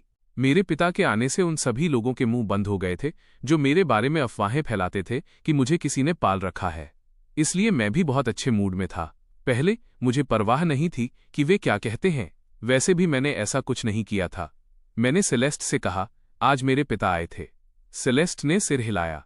मैंने बात जारी रखी, पहले वे हमेशा कहते थे कि मुझे पाला गया है। मेरे पिता के साथ उनकी सेक्रेटरी को देखकर उन्होंने बात करना बंद कर दिया। सेलेस्ट ने हैरानी से पूछा, बस क्या? मैंने अपनी आंखें झुका लीं। मुझे नहीं पता था कि डेरेक क्या करने गई थी। वो और ब्रैंडन अच्छे दोस्त थे। फिर भी ब्रैंडन ने उसकी पीठ में छुरा घोंपा। मैं देखना चाहता था कि अब वो क्या सोच रही है। पहले उसने ब्रैंडन के लिए दिन रात एक कर दिया था, जिससे मेरे लिए हर तरह की मुसीबतें खड़ी हुईं। उस समय उसने शायद कभी नहीं सोचा होगा कि उसका अंत ऐसा होगा। सेलेस्ट ने अपना सिर झुकाया। तुम उसे क्यों ढूंढ रहे हो? मैंने समझाया, ऑनलाइन पोस्ट उसी ने डाली थी। मैं देखना चाहता हूं कि वो उन्हें कब डिलीट करेगी। उसे इतनी आसानी से नहीं छोड़ सकता। हालांकि ब्रैंडन ने उसे बुरी तरह धोखा दिया था, फिर भी मैं उसे भागने नहीं दे सकता था। ये सुनने के बाद सेलेस्ट ने ड्राइवर से कहा, गाड़ी चलाओ। ड्राइवर ने सिर हिलाया। जी हाँ। जल्द ही ड्राइवर ने नदी के किनारे गाड़ी रोक दी। मैंने बाहर देखा। तुम मुझे यहां क्यों लाई हो? ये एक इंडस्ट्रियल एरिया था, अभी आसपास कोई नहीं था। सेलेस्ट कार से बाहर निकली। मैं भी पीछे पीछे चला। जल्द ही कोई चलकर आया। सेलेस्ट, मैंने अपने सामने एम्बर को आते देखा। तुम यहां क्यों हो? नेथन, क्या तुम्हें नहीं पता? पहले किसी ने तुम्हारी फोटो ली और हमारे स्कूल भेज दी। कहा कि तुम्हें एक बड़ी उम्र की महिला ने पाल रखा है। मैंने बेबसी से कहा, मुझे पता है। ब्रैंडन ने आज मुझे बताया। उम्मीद नहीं थी कि कॉलेज एंट्रेंस एग्जाम्स के दौरान भी उनके पास इन सब चीजों के लिए समय होगा। मैंने एम्बर से पूछा, क्या तुम्हारे पास अभी भी वो फोटो है? एम्बर ने अपना फोन ऊपर किया। हाँ, मैं तुम्हें दिखाती हूं। उसने फोटो खोली। मैंने फोन पर अपनी और अपने पिता की सेक्रेटरी की फोटो देखी और बेबसी से हंस पड़ा। उनके दिमाग में जरूर कोई समस्या है। अगर मुझे सच में पाला गया होता तो क्या मैं उन्हें अपने एग्जाम के लिए ले जाने देता? यह सब इसलिए था क्योंकि मेरे पिता की सेक्रेटरी बहुत सुंदर थी, इसलिए बाहर वालों ने बहुत ज्यादा सोच लिया। एम्बर ने मेरी तरफ देखा। यह तुम्हारे पिता की सेक्रेटरी है। मैंने एम्बर की तरफ देखा। और क्या तुम्हें भी लगा कि मुझे पाला गया है? ये याद करते हुए कि कैसे पहले उसने सेलेस्ट को फोटो भेजी थी। एम्बर ने अपराधी भाव से सेलेस्ट की ओर देखा। सेलेस्ट ने उसे ये क्यों नहीं बताया था कि ये नेथन के पिता की सेक्रेटरी है? कोई आश्चर्य नहीं कि फोटो देखते ही उसने उसे जांच करने के लिए कहा था। एम्बर ने जल्दी से इसकी भरपाई करने की कोशिश की। नेथन, ये बात छोड़ो। हमें पहले ही पता चल गया है कि फोटो किसने ली थी। ये डेरेक थी जिसने इसे ऑनलाइन पोस्ट किया था। एम्बर ने ये कहा और बाहर चली गई। जल्द ही किसी को लाया गया। डेरेक, जिसे पूरी शाम से ढूंढा जा रहा था, उसे 2 मजबूत औरतें पकड़कर लाईं। उसके बाल और कपड़े सब गीले थे, जैसे उसे अभी अभी पानी से निकाला गया हो। मुझे देखकर डेरेक ने सीधे मेरी तरफ आने की कोशिश की। नेथन, तभी एम्बर ने ठंडक से चिल्लाकर कहा, जहां हो वहीं रुको। डेरेक ने ये नज़ारा देखा और सीधे घास पर घुटनों के बल बैठ गई। मुझसे कहने लगी, नेथन, मुझे पता है कि मैं गलत थी, कृपया मुझे जाने दो। मैं दोबारा ऐसा करने की हिम्मत नहीं करूंगी। मैंने उसे इतना डरा हुआ देखा और एम्बर की तरफ देखा। तुम लोगों ने क्या किया? उसे इस तरह डरा दिया? एम्बर उपहास से हंसी। पहले तो उसने मानने से इनकार कर दिया था। जब मैंने कहा कि मैं उसे मछलियों को खिलाने के लिए नदी में फेंक दूंगी तो उसने आखिरकार कबूल कर लिया। एम्बर चलकर आई और मुझसे बोली, नाथन, ये वाकई बहुत शातिर है। ये तुम्हें ऑनलाइन बदनाम करने के लिए हमेशा फेक अकाउंट्स बनाती रहती है। तुम्हारे बारे में उसने जो पोस्ट डाली थी उनमें से कई अकाउंट्स उसके फेक थे। उसने हमारे स्कूल में भी फोटो भेजी ताकि तुम्हारे और सेलेस्ट के बीच का रिश्ता टूट जाए। अच्छा हुआ कि मैं इसमें नहीं फंसी। सेलेस्ट ने एम्बर की तरफ देखा। ओह वाकई। एम्बर को तुरंत अपनी गलती का एहसास हुआ। उसने बात बदलते हुए मुझसे कहा, नाथन, तुम उसके साथ क्या करने का प्लान बना रहे हो? मैंने डेरेक की तरफ देखा। डेरेक ने मुझे देखते हुए जल्दी से अपना सिर झुका लिया। कांपते हुए उसने कहा, मैं सच में जानती हूं कि मैं गलत थी। पहले मैं बस ब्रैंडन के आदेशों का पालन कर रही थी। नेथन, मेरा विश्वास करो, वो सच में ब्रैंडन था। वो अच्छा इंसान नहीं है। पहले जब तुम्हारी माँ तुम्हें लेने स्कूल आई थी, तब भी ब्रैंडन ने ही कहा था कि तुम दोनों के बीच का रिश्ता नॉर्मल नहीं है। डेरेक ने पूरी शाम इसके बारे में सोचा था और उसे एहसास हुआ कि ब्रैंडन ने उसे जाल में फंसाया था, क्योंकि ब्रैंडन एक्टिंग करने में बहुत माहिर था। इसलिए उसने ब्रैंडन को अपना सबसे अच्छा दोस्त माना था। उसे उम्मीद नहीं थी कि अंत में उसे ही कुर्बान कर दिया जाएगा। ब्रैंडन अभी भी साफ बच सकता था। अब सारा दोष उसके सिर मढ़ दिया गया था। वो तो एक बात थी, लेकिन हर कोई उसे गाली भी दे रहा था। अगर वो ब्रैंडन पर आरोप लगाने के लिए सामने भी आती, तो हर कोई यही सोचता कि वो ब्रैंडन को भी अपने साथ नीचे खींचने की कोशिश कर रही है। ब्रैंडन वाकई में इतना दयालु व्यक्ति था। मैंने डेरेक को इस तरह देखा, खुद के पुराने दिनों को याद किए बिना नहीं रह सका। शायद पहले सरीना और ब्रैंडन की नज़रों में मैं भी उतना ही बेवकूफ़ था। मैंने डेरेक से कहा, पहले स्कूल वापस जाओ। डेरेक ने लाल आंखों से मेरी तरफ देखा। उसे जैसे कोई उम्मीद दिखी। तो तुम मुझे जाने दे रहे हो? मैं हल्का सा मुस्कुराया। तुम्हें जाने दे रहा हूं? मैंने तुम्हें एक बार पहले भी जाने दिया था। क्या तुमने तब कोई सबक सीखा? मैंने उसे कुछ नहीं समझाया, बस एम्बर से कहा, उसे पहले जाने दो। उन दो महिलाओं ने मेरी बात सुनी और पीछे हट गईं। एम्बर ने मुझे उसे इस तरह छोड़ते देखा। वो तैयार नहीं थी। नेथन, क्या मुझे उसे पीटना चाहिए या बस मछलियों को खिलाने के लिए नदी में फेंक देना चाहिए? इस तरह के कचरे का इस दुनिया में कोई वजूद नहीं होना चाहिए। मैंने एम्बर की तरफ देखा। क्या तुम इस तरह के किसी इंसान के लिए अपना भविष्य दांव पर लगाना चाहती हो? एम्बर ने मेरी बात सुनी। वो अभी भी गुस्से में थी। लेकिन हम उसे ऐसे ही तो नहीं छोड़ सकते, है ना? अब तक डेरेक भाग चुकी थी। मैंने उसकी आकृति को अंधेरे में गायब होते देखा। मैंने पहले ही पुलिस को फोन कर दिया है। उन्हें इसे संभालने दो। डेरेक के जाने के बाद मैंने एम्बर और सेलेस्ट की तरफ देखा, जो मेरी खातिर इतनी दूर आई थीं। क्या तुम दोनों ने खाना खा लिया है? चलो मैं तुम्हें ट्रीट देता हूं। सेलेस्ट ने स्वाभाविक रूप से मेरी बात मान ली। एम्बर उत्साहित थी। क्या मैं भी आ सकती हूं? मैं मुस्कुराया। साथ चलो। ग्रेजुएशन कभी कभी ही होता है। हमें थोड़ा जश्न मनाना चाहिए। पास ही एक बारबेक्यू रेस्टोरेंट ढूंढकर मैंने कई पाउंड क्रॉफिश ऑर्डर की। एम्बर ने भी मुझसे कोई औपचारिकता नहीं दिखाई। उसने स्कूल से अपनी टीम के साथियों को भी बुला लिया, यह सुनकर कि कोई ट्रीट दे रहा है। हर कोई स्वाभाविक रूप से खुश था। मैं सेलेस्ट के बगल में बैठकर पी रहा था। अपने हाथ पर अपनी ठुड्डी टिकाए हुए मैंने सेलेस्ट से पूछा, सेलेस्ट, तुम नहीं पी रही हो? सेलेस्ट के सामने पानी की एक बोतल थी, वो पी नहीं रही थी। मैंने बात जारी रखी, तुम्हारे दोस्त पीते हुए काफी मजे कर रहे हैं। मैंने उनकी तरफ देखा और अचानक कहा, तुम्हारे दोस्तों की फिगर बहुत अच्छी है। सेलेस्ट ने मुझे बोलते सुना और मेरी तरफ मुड़कर देखा, मेरा तारीफ भरा चेहरा देखते हुए। मैंने अभी अभी उनकी तारीफ खत्म की थी। जब मैंने सेलेस्ट को मुझे घूरते हुए देखा तो मैंने मन ही मन सोचा, मैं तो गया। मैंने गलती से अपने विचार जोर से बोल दिए थे। सेलेस्ट मुझे घूर रही थी। उसकी आवाज में कड़वाहट थी जब उसने पुकारा नथन। सेलेस्ट शायद ही कभी मेरा नाम इस तरह लेती थी। मैंने इस लड़की की तरफ देखा। मैं यहां हूं। वह मेरी चमकती आंखों को घूरती रही। सेलेस्ट ने मेरी बात सुनी, अपना हाथ बढ़ाया और सीधे मेरी आंखें ढक लीं। मेरे कान के पास एक ठंडी आवाज सुनाई दी, तुम क्या देख रहे हो? एम्बर से ये नज़ारा नहीं छूटा, खासकर इसलिए क्योंकि मेरे सामने सेलेस्ट हमेशा बहुत रिजर्व रहती थी। अब सेलेस्ट को किसी की आंखें ढकते हुए देखकर वो बोल पड़ी, सेलेस्ट, तुम क्या कर रही हो? सेलेस्ट का चेहरा काला पड़ गया। अपनी जैकेट पहन लो। एम्बर और बाकी सब ने सेलेस्ट के गंभीर हाव भाव देखे और जल्दी से अपनी जैकेट पहन ली। तभी सेलेस्ट ने मुझे छोड़ा। उसने मेरी तरफ देखा। क्या तुम्हारा खाना हो गया? मैंने अपना पेट सहलाया। हाँ, सोडा की 2 केन पी ली और ढेर सारी क्रॉफिश खा ली। अब और नहीं खाना चाहता। सेलेस्ट खड़ी हो गई। तो फिर चलो। हम बारबेक्यू रेस्टोरेंट से निकले और जैसे ही कार में बैठे, मुझे पुलिस का फोन आया, जिसमें मुझे आने के लिए कहा गया, क्योंकि मैंने ही डेरेक के केस की रिपोर्ट की थी। सेलेस्ट मेरे साथ आई। डेरेक के पेरेंट्स पहले से ही वहां थे। उन्हें देखकर वे बुरे लोग नहीं लग रहे थे। उनका व्यवहार बहुत अच्छा था। वे माफी मांगने को तैयार थे और सच में चाहते थे कि हम समझौता कर लें। उनकी बेटी ने अभी अभी अपने कॉलेज एंट्रेंस एग्जाम्स खत्म किए थे।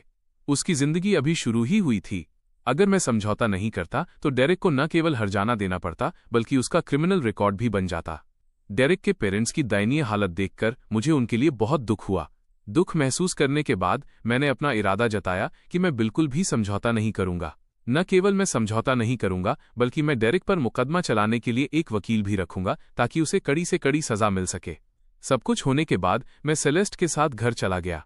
रास्ते में मैं थोड़ा थक गया था, अपने बगल में सेलेस्ट को देखते हुए। सेलेस्ट, शुक्रिया, सेलेस्ट ने धीरे से कहा। मुझे शुक्रिया किस लिए? मैंने बात जारी रखी। तुम इस सब को संभालने के लिए, लोगों को मदद के लिए लाई। तुम्हारा अचानक स्कूल में दिखना, मैं भी थोड़ा हैरान था। सेलेस्ट ने मेरी बात सुनी, मेरी तरफ देखा और कुछ नहीं कहा। डेरेक पहले मुझसे एक शर्त हार गई थी और उसे स्कूल से निकाला जाना था, लेकिन ब्रैंडन ने उसकी तरफ से वकालत की थी। उम्मीद नहीं थी कि वो अंत में फिर से मुसीबत खड़ी करेगी। सच में, जब तक इंसान अपना कफन नहीं देख लेता तब तक वो नहीं रोता। अफसोस कि ये मामला ब्रैंडन को अपने साथ नीचे नहीं खींच सका। हालांकि आज स्कूल में काफी हंगामा हुआ था। सेरीना और ब्रैंडन दोनों की बहुत बदनामी हुई थी, लेकिन मेरे लिए ये सब काफी नहीं था। सेरीना घर चली गई थी। जब से वो वापस आई थी, मिस्टर वेल्स उसे डांट रहे थे। मुझे तुम्हें स्कूल नहीं जाने देना चाहिए था। पढ़ाई ने तुम्हारा दिमाग खराब कर दिया है।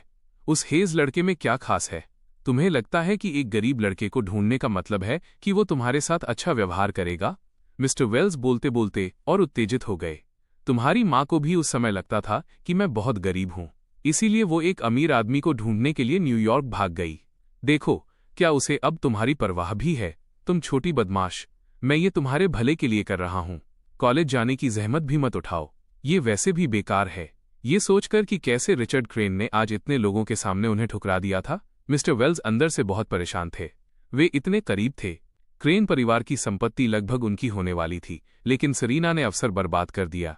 सेरीना अपने पिता की बात सुनती बैठी रही। उसने कुछ नहीं कहा। वो बचपन से ही इसकी आदी थी। जिस दिन उसकी माँ गई थी, उसके पिता हमेशा कहते थे कि उसकी माँ उसे छोड़कर चली गई क्योंकि उसे लगता था कि वो बहुत गरीब है। वो सच में कहना चाहती थी कि वो जिस तरह के इंसान हैं, अगर उनके पास पैसा होता तब भी वो छोड़कर चली जाती। लेकिन वो बहस करने के लिए बहुत आलसी थी। काफी डांटने के बाद मिस्टर वेल्स ने आखिरकार सेरीना से कहा, कल जल्दी जागना, मेरे साथ क्रेन हाउस चलो। सेरीना ने मना कर दिया। मैं नहीं जा रही, तुम्हारे साथ जाकर शर्मिंदा होने के लिए। क्या तुम्हें पता है कि लोग अब मुझे कैसे देखते हैं? वे मेरी पीठ पीछे कैसे हंस रहे हैं? अब भी उसने अपने फोन को देखने की हिम्मत नहीं की। वो हमेशा से नहीं चाहती थी कि दूसरों को पता चले। उसका पिता ऐसा था, लेकिन अब पूरी दुनिया जानती थी कि वो किसी अमीर परिवार से नहीं है। उसका पिता सिर्फ एक चापलूस था जो केवल यही उम्मीद कर रहा था कि वो किसी अमीर आदमी को फंसा ले। मिस्टर वेल्स सोफे पर बैठ गए और हंसते हुए बोले, किस बात पर हंस रहे हैं? मैं तुम्हारे लिए एक अवसर पाने की कोशिश कर रहा हूँ। सेरीना ने मिस्टर वेल्स से कहा, मुझे उस अवसर की जरूरत नहीं है। अब से मेरी जिंदगी में दखल देना बंद करो, वरना। मिस्टर वेल्स ने कहा, वरना क्या? तुम्हारी हिम्मत कैसे हुई मुझे धमकी देने की? उन्होंने ये कहा और सेरीना की तरफ लपके उसे मारने के इरादे से। सेरीना ने उनका हाथ रोक दिया। सेरीना अब बड़ी हो गई थी और मिस्टर वेल्स स्वाभाविक रूप से उतने मजबूत नहीं थे जितने वे अपनी जवानी में थे। सेरीना ने मिस्टर वेल्स को जमीन पर धकेल दिया। उसने उन्हें ठंडी नजरों से देखा और सीधे अपने कमरे में चली गई। अगले दिन मैं अभी सोकर उठा ही था कि मुझे मिस्टर वेल्स की आवाज सुनाई दी। वे हमारे सोफे पर बैठे थे, माथे पर शिकन लाते हुए कह रहे थे, मिस्टर क्रेन, मेरी बेटी के पंख निकल आए हैं। वो पलटकर लड़ने की हिम्मत करती है। आप जानते हैं, जब से उसकी माँ गई है, मैंने ही उसे अब तक पाला है। हर कोई देख सकता है कि ये कितना कठिन रहा है। अगर मुझे सही याद है तो हमेशा सेरीना ने ही उनका साथ दिया था, न कि इसके उलट। मिस्टर वेल्स को सिर्फ जुआ खेलना आता था, इसलिए सेरीना को बचपन से ही खुद पैसे कमाने पड़ते थे। कबाड़, लोहा और कीलें, पुराने अखबार बेचकर, थोड़ा पॉकेट मनी बचाकर। जहां तक मिस्टर वेल्स की बात है, ये पिता पूरी तरह से भरोसे के लायक नहीं था। अगर पहले की बात होती जब मिस्टर वेल्स ने ये कहा था, तो मैं निश्चित रूप से उसका बचाव करता, लेकिन अब मैंने कुछ नहीं कहा। मैं सेरीना के मामलों को संभालना नहीं चाहता था। मुझे ये भी पता था कि मिस्टर वेल्स सच में चाहते थे कि मैं सेरीना के साथ रहूं। रिचर्ड क्रेन ने आधा दिन मिस्टर वेल्स का रोना सुना और बोले, वो बड़ी हो गई है, आपको उसके बारे में और सोचना चाहिए। मैंने आपको पहले ही बता दिया है, मिस्टर वेल्स ने लालच से कहा। मैं बस चाहता हूं कि नेथन और सेरीना साथ रहें। रिचर्ड क्रेन मुश्किल से खुद को रोक पाए। क्या आपको लगता है कि ये मुमकिन है? अगर आप मुसीबत खड़ी करना बंद कर दें, मैं फिर भी उसकी कॉलेज की पढ़ाई के बारे में सोचूंगा। अगर आप ऐसे ही सपने देखते रहे तो मैं आपके परिवार के मामलों को और नहीं संभालूंगा। रिचर्ड क्रेन से डांट खाने के बाद मिस्टर वेल्स ने और कुछ नहीं कहा। रिचर्ड क्रेन ने सीधे किसी से कहकर मिस्टर वेल्स को वहां से भिजवा दिया। मुझे पास ही खड़ा देखकर रिचर्ड क्रेन ने मुझसे कहा, बाद में सेरीना को फोन करना, उसे यहां आने के लिए कहो। मैंने उलझन में पूछा, उसे क्यों बुलाना है? डैड, आपने कल भी देखा था। इसका आपके मामलों से कोई लेना देना नहीं है। रिचर्ड क्रेन को डर था कि कहीं मैं ज्यादा न सोचने लगूं। उन्होंने कहा, हम कुछ ही दिनों में जा रहे हैं, मुझे उससे कुछ कहना है। मुझे नहीं पता था कि मेरे पिता क्या चाहते हैं, लेकिन फिर भी मैंने सेरीना को फोन किया। फोन उठाते ही सेरीना की आवाज अभी भी थोड़ी ठंडी थी। क्या बात है? कल मैंने स्कूल में उसे शर्मिंदा किया था, उसे वो अभी भी याद था। मैंने कहा, मेरे पिता को तुमसे कुछ काम है, वो चाहते हैं कि तुम मेरे घर आओ। उस दोपहर सेरीना पहुंची। उसने अंदर आकर मुझे स्नोबॉल को खाना खिलाते हुए देखा। वो चलकर आई और मुझे देखा। क्या बात है? मैंने उसकी ओर ऊपर देखा। मेरे पिता अंदर हैं। हालांकि उसे वो जवाब मिल गया था जो वो चाहती थी, लेकिन सेरीना अंदर जाने की जल्दी में नहीं थी। इसके बजाय उसने मुझे देखा। नेथन, तुम अभी काफी गर्व महसूस कर रहे हो, है ना? मुझे समझ नहीं आया कि ये बात कहाँ से आई। मैं किस बात पर गर्व करूं? सेरीना ने कहा, कल रात ग्रेजुएशन सेरेमनी में तुमने इतना बड़ा दिखावा किया, मुझे और ब्रैंडन को नीचा दिखाया। क्या तुम्हें गर्व नहीं हो रहा? मैंने उसे बोलते सुना, खड़ा हुआ और अपने सामने खड़ी महिला को देखा। तो अब तुम अपना गुस्सा मुझ पर निकालना चाहती हो? सेरीना ने मुझे घूरा, कोई जवाब नहीं दिया, जैसे मेरी बात मान रही हो। मैंने उसकी तरफ देखा। उम्मीद नहीं थी कि वो अभी भी इतनी बेशर्म हो सकती है। मैंने कल रात क्या किया? मुझे नहीं लगता कि मैंने कुछ किया। क्या तुमने खुद को डेरेक वाली बात से पहले ही साफ नहीं कर लिया था? सेरीना ने जल्दी से कहा, तुम्हें पता है कि मैं उस बारे में बात नहीं कर रही हूं। मैंने गंभीरता से सोचने का नाटक किया। फिर तुम किस बारे में बात कर रही हो? क्या ये इस बारे में है कि कैसे तुम्हारे पिता तुम्हें और ब्रैंडन को अलग करना चाहते थे? चाहते थे कि मैं तुम्हारे साथ रहूं और मैंने मना कर दिया?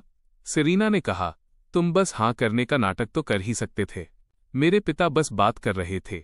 अगर तुम मान जाते तो क्या वो तमाशा करते रहते? सेरीना ने ये बात पूरे आत्मविश्वास के साथ कही। मैंने अविश्वास से उसकी ओर देखा। मैं हाँ करने का नाटक क्यों करूं? सेरीना ने हल्की सिकोड़न के साथ कहा, क्या मुझे थोड़ी गरिमा देने से तुम्हारी जान निकल जाती? मेरा चेहरा बेबसी भरा था। मैं तुम्हें कोई गरिमा क्यों दूं? सेरीना ने मुझे इस पल से पहले कभी इतना नापसंद नहीं किया था। तुम्हें बस इतना बेरहम होना था, अपनी सेलेस्ट का दिखावा करना था, पूरी दुनिया को बताना था। नाथन के पास पहले से ही सेलेस्ट है, सेरेना ने कहा। वो अपनी आवाज ऊंची करने से खुद को नहीं रोक सकी। तुमने अब मुझे नीचा दिखाया, जिससे मेरी सारी इज्जत चली गई। क्या अब तुम खुश हो?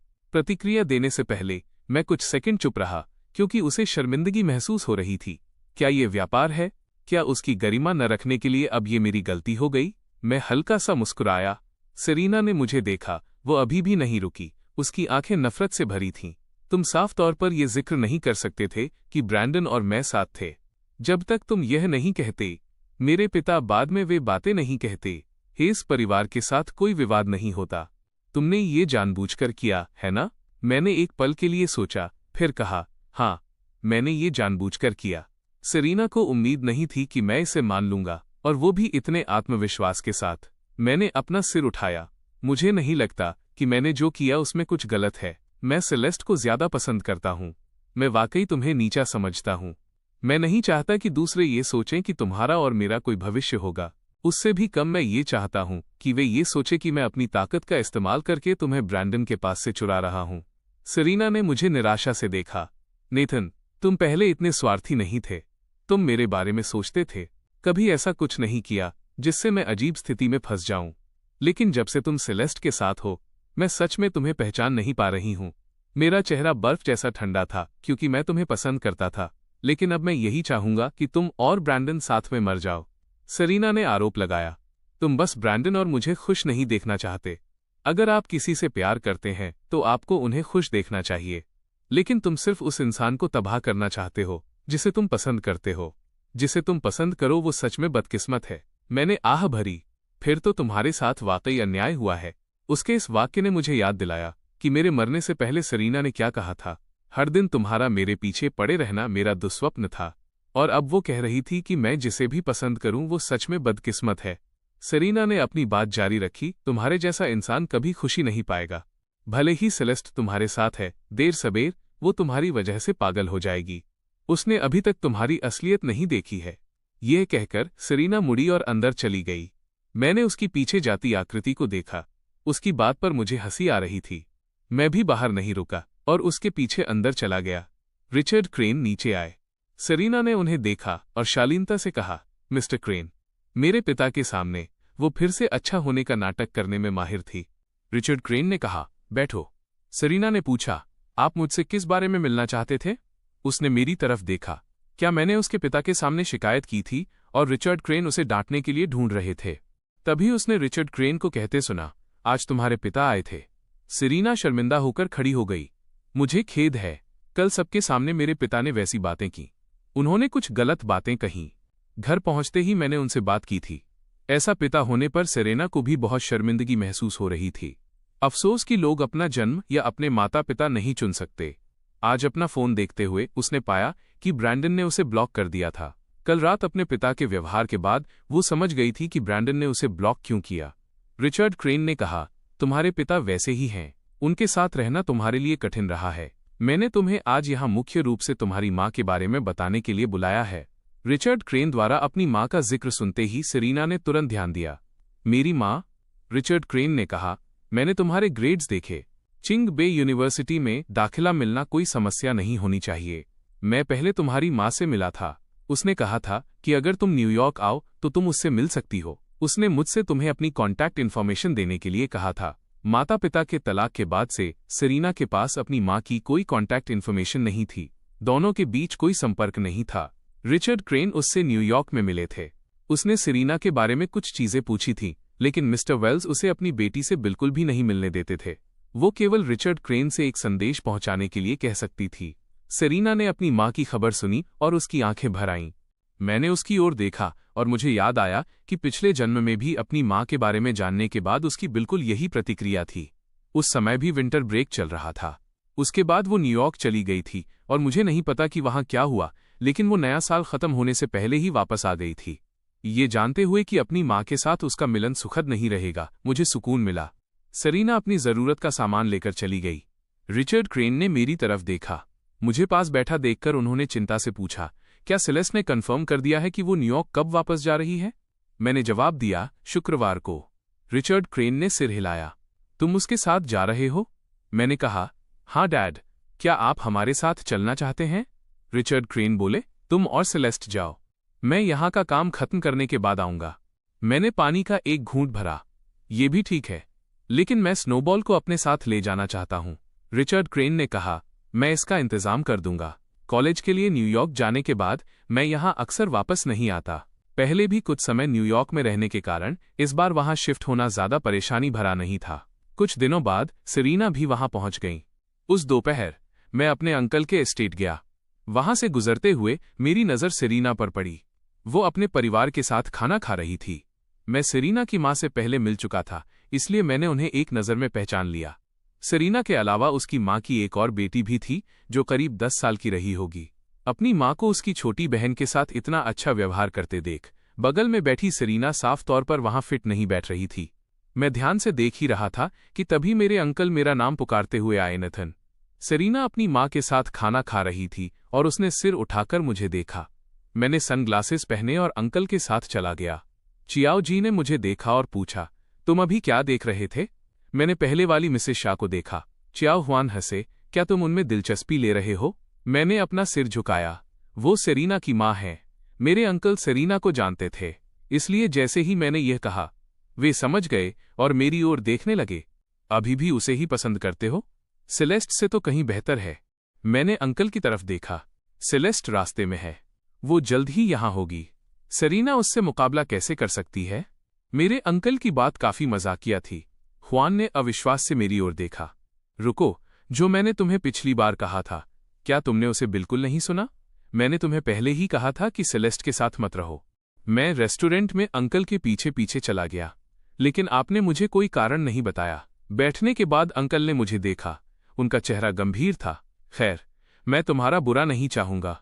मैं पीछे की ओर झुक गया। वैसे मेरे पिता भी मेरा बुरा नहीं चाहेंगे। वे मेरे और सेलेस्ट के साथ होने का पूरा समर्थन करते हैं। चियाओ जीवान ने अपना गिलास उठाया और एक घूंट भरा। तुम्हारे पिता सिर्फ थॉर्नटन परिवार की चापलूसी करना चाहते हैं। उन्हें और किसी चीज की परवाह नहीं है। वे अपने बेटे की खुशी के बारे में क्यों सोचेंगे? मैंने वेटर को बुलाकर एक गिलास बर्फ वाला पानी मांगा और अंकल से बात जारी रखी। अगर मुझे सही याद है तो पिछली बार आप मिसेस थॉर्नटन के काफी करीब थे। मेरे पास शक करने का कारण है कि उन्होंने ही आपको मुझे सेलेस्ट के साथ रहने से रोकने के लिए कहा है। शाओ हुआन ने अपना चेहरा दूसरी तरफ घुमा लिया। उन्होंने ऐसा नहीं कहा। मैंने मेज पर अपनी उंगली थपथपाई। तो फिर आप क्यों नहीं चाहते कि मैं सेलेस्ट के साथ रहूं? मेरी चंद बातों ने चियाओ हुआन को निरुत्तर कर दिया। उन्होंने मुझे देखा। ड्रिंक्स आ गईं। मैं वहीं बैठकर स्ट्रॉ चबाते हुए मजे से पी रहा था, बिल्कुल बेफिक्र दिख रहा था। सौभाग्य से मैं अभी छोटा था, इसलिए सेलेस्ट से शादी करने की कोई जल्दी नहीं थी, वरना मुझे डर था कि कहीं मैं विद्रोही न बन जाऊं। उन्होंने मुझे समझाना बंद कर दिया। चियाओ हुआन खड़े हो गए। मुझे कुछ काम है, तुम बाद में सेलेस्ट के साथ खाना खा लेना। मैं हैरान था। आप हमारे साथ नहीं रुक रहे? चियाओ हुआन ने मुझे घूरा। मैं देख सकता हूं कि तुम्हें यहां मेरी जरूरत नहीं है। अपना काम खत्म करने के बाद वे वापस आए और देखा कि मैं अभी भी वहां अकेला बैठा था। वे चलकर आए और मेरे पास खड़े हो गए। सेलेस्ट कहाँ है? मेरे चेहरे पर चिंता थी। वो अभी तक नहीं आई है। वो मेरे मैसेजेस का जवाब भी नहीं दे रही है। क्या कुछ हुआ है? चियाओ जीवान बिल्कुल बेपरवाह दिखे। उसे क्या हो सकता है? मैंने कहा, सच में? उसने कहा था कि वो आएगी। चियाओ जीवान कुछ खुश दिखे। तुम्हें बस खड़ा कर दिया गया। Stood up. मुझे नाखुश देखकर उन्होंने कहा, ठीक है, मैं तुम्हारे लिए पता करता हूं। आखिरकार वे थॉर्नटन परिवार को काफी अच्छे से जानते थे। उन्होंने एक फोन कॉल किया। 2 मिनट बाद उन्होंने फोन काटा और मुझसे कहा, कुछ गलत नहीं है, वो घर पर है। मैंने सोचा फिर वो मेरे फोन क्यों नहीं उठा रही है। शाओ हुआन बोले, मुझे कैसे पता होगा? शायद वो तुमसे मिलने नहीं आना चाहती थी। तुम क्या कर सकते हो? उन्होंने ये कहते हुए वेटर को खाना परोसने के लिए बुलाया। लगता है आखिरकार मुझे तुम्हारे साथ ही खाना पड़ेगा। मुझे उम्मीद नहीं थी कि सेलेस्ट मुझे इस तरह छोड़ देगी। मैंने हमेशा सोचा था कि वो मेरे साथ काफी अच्छा व्यवहार करती है। उसे ऐसा नहीं करना चाहिए था, लेकिन अब वो सच में नहीं आई थी। मैंने खाना खत्म किया और फिर भी उसका कोई फोन नहीं आया। रेस्टोरेंट से निकलते समय मेरी नज़र फिर से सेरीना पर पड़ी। गेट पर एक लग्जरी कार खड़ी थी। वो एक आदमी के साथ थी। ये आदमी अब जवान नहीं था। उसकी उम्र उसके पिता के बराबर लग रही थी। आदमी ने कहा, कार में बैठो, मैं तुम्हें ड्राइव पर ले चलूंगा। सेरीना का चेहरा ठंडा था। जरूरत नहीं है, मैं वापस जाना चाहती हूं। आदमी ने सेरीना के सुंदर चेहरे की ओर देखा। तुम्हारी माँ ने पहले ही कह दिया है कि वो चाहती है कि तुम कुछ दिन मेरे घर पर रुको। ये देखकर कि सेरीना की ज्यादा दिलचस्पी नहीं है, उसने कहा, क्या डर लग रहा है कि मैं तुम्हें परेशान करूंगा? उसने ये कहा और उसे छूने के लिए हाथ बढ़ाया, लेकिन वो हट गई। आदमी उसे देखकर हंसने लगा। उसने सेरीना को परखा। तुम्हारी माँ पहले ही जाने से पहले कह चुकी है, वो और मैं अच्छे दोस्त हैं। तुम्हारा ख्याल रखना मेरा हक है। सेरेना ने उस अधेड़ उम्र के आदमी को देखा। वो 40 से ऊपर का लग रहा था, हालांकि काफी हैंडसम था। उसकी आंखों के पास की झुर्रियां छिपाई नहीं जा सकती थीं। उसे समझ नहीं आ रहा था कि उसकी माँ ने उसे अपनी छोटी बहन को साथ ले जाते हुए एक बिल्कुल अजनबी के घर पर रुकने के लिए क्यों कहा। सेरीना साफ तौर पर नहीं चाहती थी। सेरीना ने कहा, मुझे आपको अंकल बुलाना चाहिए। आदमी ने सेरीना को देखा, एक बिजनेस कार्ड निकाला और उसे थमा दिया। बहुत अच्छा, तो जब भी तुम्हारा मन हो मुझसे मिलने आना। मैं लोगों पर दबाव नहीं डालता। फिर वो सीधे अपनी काली फेरारी में बैठ गया। मुझे उम्मीद नहीं थी कि बाहर खाना खाने जाने पर मुझे ऐसा दिलचस्प नज़ारा देखने को मिलेगा। सेरीना के पास वाकई रोमांस के अंतहीन अवसर थे। वो अभी आई ही थी और एक अमीर आदमी की नज़र उस पर पड़ गई थी। इससे पहले कि मैं जा पाता, सेरीना मुड़ी और उसकी नज़र मुझ पर पड़ी। मैंने उसकी ओर देखा और अपनी मुस्कुराहट नहीं रोक सका। सेरीना को उम्मीद नहीं थी कि मैं उसे ऐसी शर्मनाक स्थिति में देख लूंगा। ड्राइवर मेरे लिए कार का दरवाज़ा खोलने आया। मैं अंदर बैठ गया। कार। सेरीना को ऐसा लगा जैसे उसका मजाक उड़ाया गया हो और उसने अपने हाथ में मौजूद बिजनेस कार्ड को जोर से भींच लिया। उसे बस अपने कंधों में दर्द महसूस हो रहा था। बरसों का इंतजार। उसने सोचा था कि अपनी माँ के पास वापस आना बहुत अच्छा होगा, लेकिन सिर्फ 2 दिनों के बाद उसे साफ तौर पर फर्क महसूस हो गया था।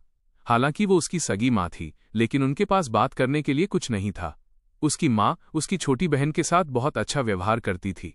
उसकी बहन को हमेशा लाड़ प्यार मिलता था। वो जो चाहती थी उसे मिल जाता था। लेकिन सेरीना ऐसा नहीं कर सकती थी। उसकी हिम्मत ही नहीं होती थी कि वो अपना मुंह खोले। वो सब तो ठीक था। उसे जिस बात की उम्मीद नहीं थी वो ये थी कि उसकी माँ उसे इस तरह एक आदमी के हवाले कर देगी और उससे कहेगी कि कुछ दिन उसके घर पर रुक जाओ। उसके फोन की घंटी बजी। उसकी माँ का फोन था। सेरीना ने जवाब दिया, हेलो। शियाओइंग की आवाज़ थोड़ी गुस्से में थी। तुम्हें क्या हो गया है? क्या मैंने तुमसे नहीं कहा था कि कुछ दिन उसके यहाँ रुक जाओ? तुमने उसे नाराज क्यों किया? सेरीना ने अपने दांत भींचे। जब लूना बड़ी होगी तो क्या आप उसे भी किसी बूढ़े आदमी के घर रहने के लिए भेज देंगी? शियाओइंग ने कहा, तुम यह क्या कह रही हो? सेरेना हंसी। उसके पिता उससे प्यार नहीं करते थे। उसने सोचा था कि उसकी माँ उसके साथ अच्छा व्यवहार करेगी। उसकी यादों में उसकी माँ एक फरिश्ते की तरह थी। इतना कि इन सभी वर्षों में उसने हमेशा अपनी माँ को याद किया था, लेकिन उसे उम्मीद नहीं थी कि ये सब उसका इंतजार कर रहा था। सेरेना ने सीधे फोन काट दिया, आगे कुछ नहीं कहा, क्योंकि अब इसका कोई मतलब नहीं रह गया था। उस शाम बाहर बारिश हो रही थी। मैं लिविंग रूम के सोफे पर बैठा सेरेना की स्थिति के बारे में सोच रहा था। पिछले जन्म में अपनी माँ से मिलने के बाद वो भी काफी समय तक चुप रही थी। क्या पिछले जन्म में भी ऐसा ही हुआ होगा? क्योंकि उसकी माँ उसे एक अमीर आदमी के साथ सेट करना चाहती थी। तभी मिसेस पॉटर अंदर आईं। छोटे मालिक मिस सेलेस्ट यहाँ आई हैं। सेलेस्ट का नाम सुनकर मेरा चेहरा उतर गया। वो अब आ सकती थी, जिसका मतलब था कि उसे वाकई कोई समस्या नहीं थी। उसने जानबूझकर मेरे फोन का जवाब नहीं दिया था। घर पहुंचते ही मैंने अपना फोन बंद कर दिया था। उनसे कहो कि वापस चली जाएं। मेरे अंकल पहले से ही हमारे साथ होने के पक्ष में नहीं थे, फिर भी मैंने उनके सामने उसका पक्ष लिया था। अंत में उसने मेरे साथ ऐसा किया। मुझे भी गुस्सा आता था। मिसेस पोटर बाहर गईं। जल्द ही वो वापस अंदर आईं। वो नहीं जाएंगी। कह रही हैं कि गेट पर इंतजार करेंगी। तब तक इंतजार करेंगी जब तक आपका गुस्सा शांत न हो जाए और आप उनसे मिल न लें। मुझे कोई फर्क नहीं पड़ा। मैं सीधे ऊपर चला गया। नहाने के बाद मैंने गेम के कुछ राउंड खेले। मैंने बाहर देखने के लिए पर्दा उठाया, ये सोचकर कि सेलेस्ट अब तक चली गई होगी। उम्मीद नहीं थी कि वो अभी भी वहीं थी। बारिश तेज थी। वह कार में इंतजार नहीं कर रही थी, बाहर खड़ी होकर इंतजार कर रही थी। उसे पूरी तरह भीगा हुआ देखकर आखिरकार मुझसे रहा नहीं गया। मैं नीचे गया। मिसेस पोटर ने मुझे बाहर आते देखा और जल्दी से मेरे लिए छाता थाम लिया। विले का गेट खुला। मैं बाहर निकला और सेलेस्ट की ओर देखा। ड्राइवर उसे वापस जाने के लिए मनाने की कोशिश कर रहा था, लेकिन उसने मना कर दिया। मैंने उसकी तरफ देखा। तुम क्या करने की कोशिश कर रही हो? सेलेस्ट मेरी तरफ मुड़ी। उसकी आंखों में खुशी थी। वो अब नाराज नहीं थी। मैं वाकई काफी गुस्से में था, क्योंकि वो हमेशा ऐसी ही थी, बिना किसी बात के मैसेजेस का जवाब देना बंद कर देती थी। लेकिन उसे इस हालत में देखकर मैं वाकई उसे कुछ नहीं कह सका। मैंने अपनी आवाज धीमी की, अंदर आओ। सेलेस्ट जल्दी से कार का दरवाजा खोलने के लिए वापस मुड़ी। मैंने उसे उलझन में देखा कि उसने कार से एक केक का डिब्बा निकाला। घर वापस आने पर मिसेस पॉटर तौलिए ले आईं। सेलेस्ट पूरी तरह भीग चुकी थी। मैंने एक तौलिया लिया और उसके बालों से पानी पोंछा। तुमने मुझे खड़ा कर दिया और फिर यहां भागती हुई क्यों आई हो? सेलेस्ट ने कहा कि कुछ काम आ गया था। सॉरी नेथन, मेरा वो मतलब नहीं था। मेरा चेहरा उतर गया। अगर तुम नहीं आ सकती थी तो मत कहती कि आओगी। मुझे अंकल के सामने सब कुछ कहना पड़ा और फिर उन्होंने मेरा मजाक उड़ाया।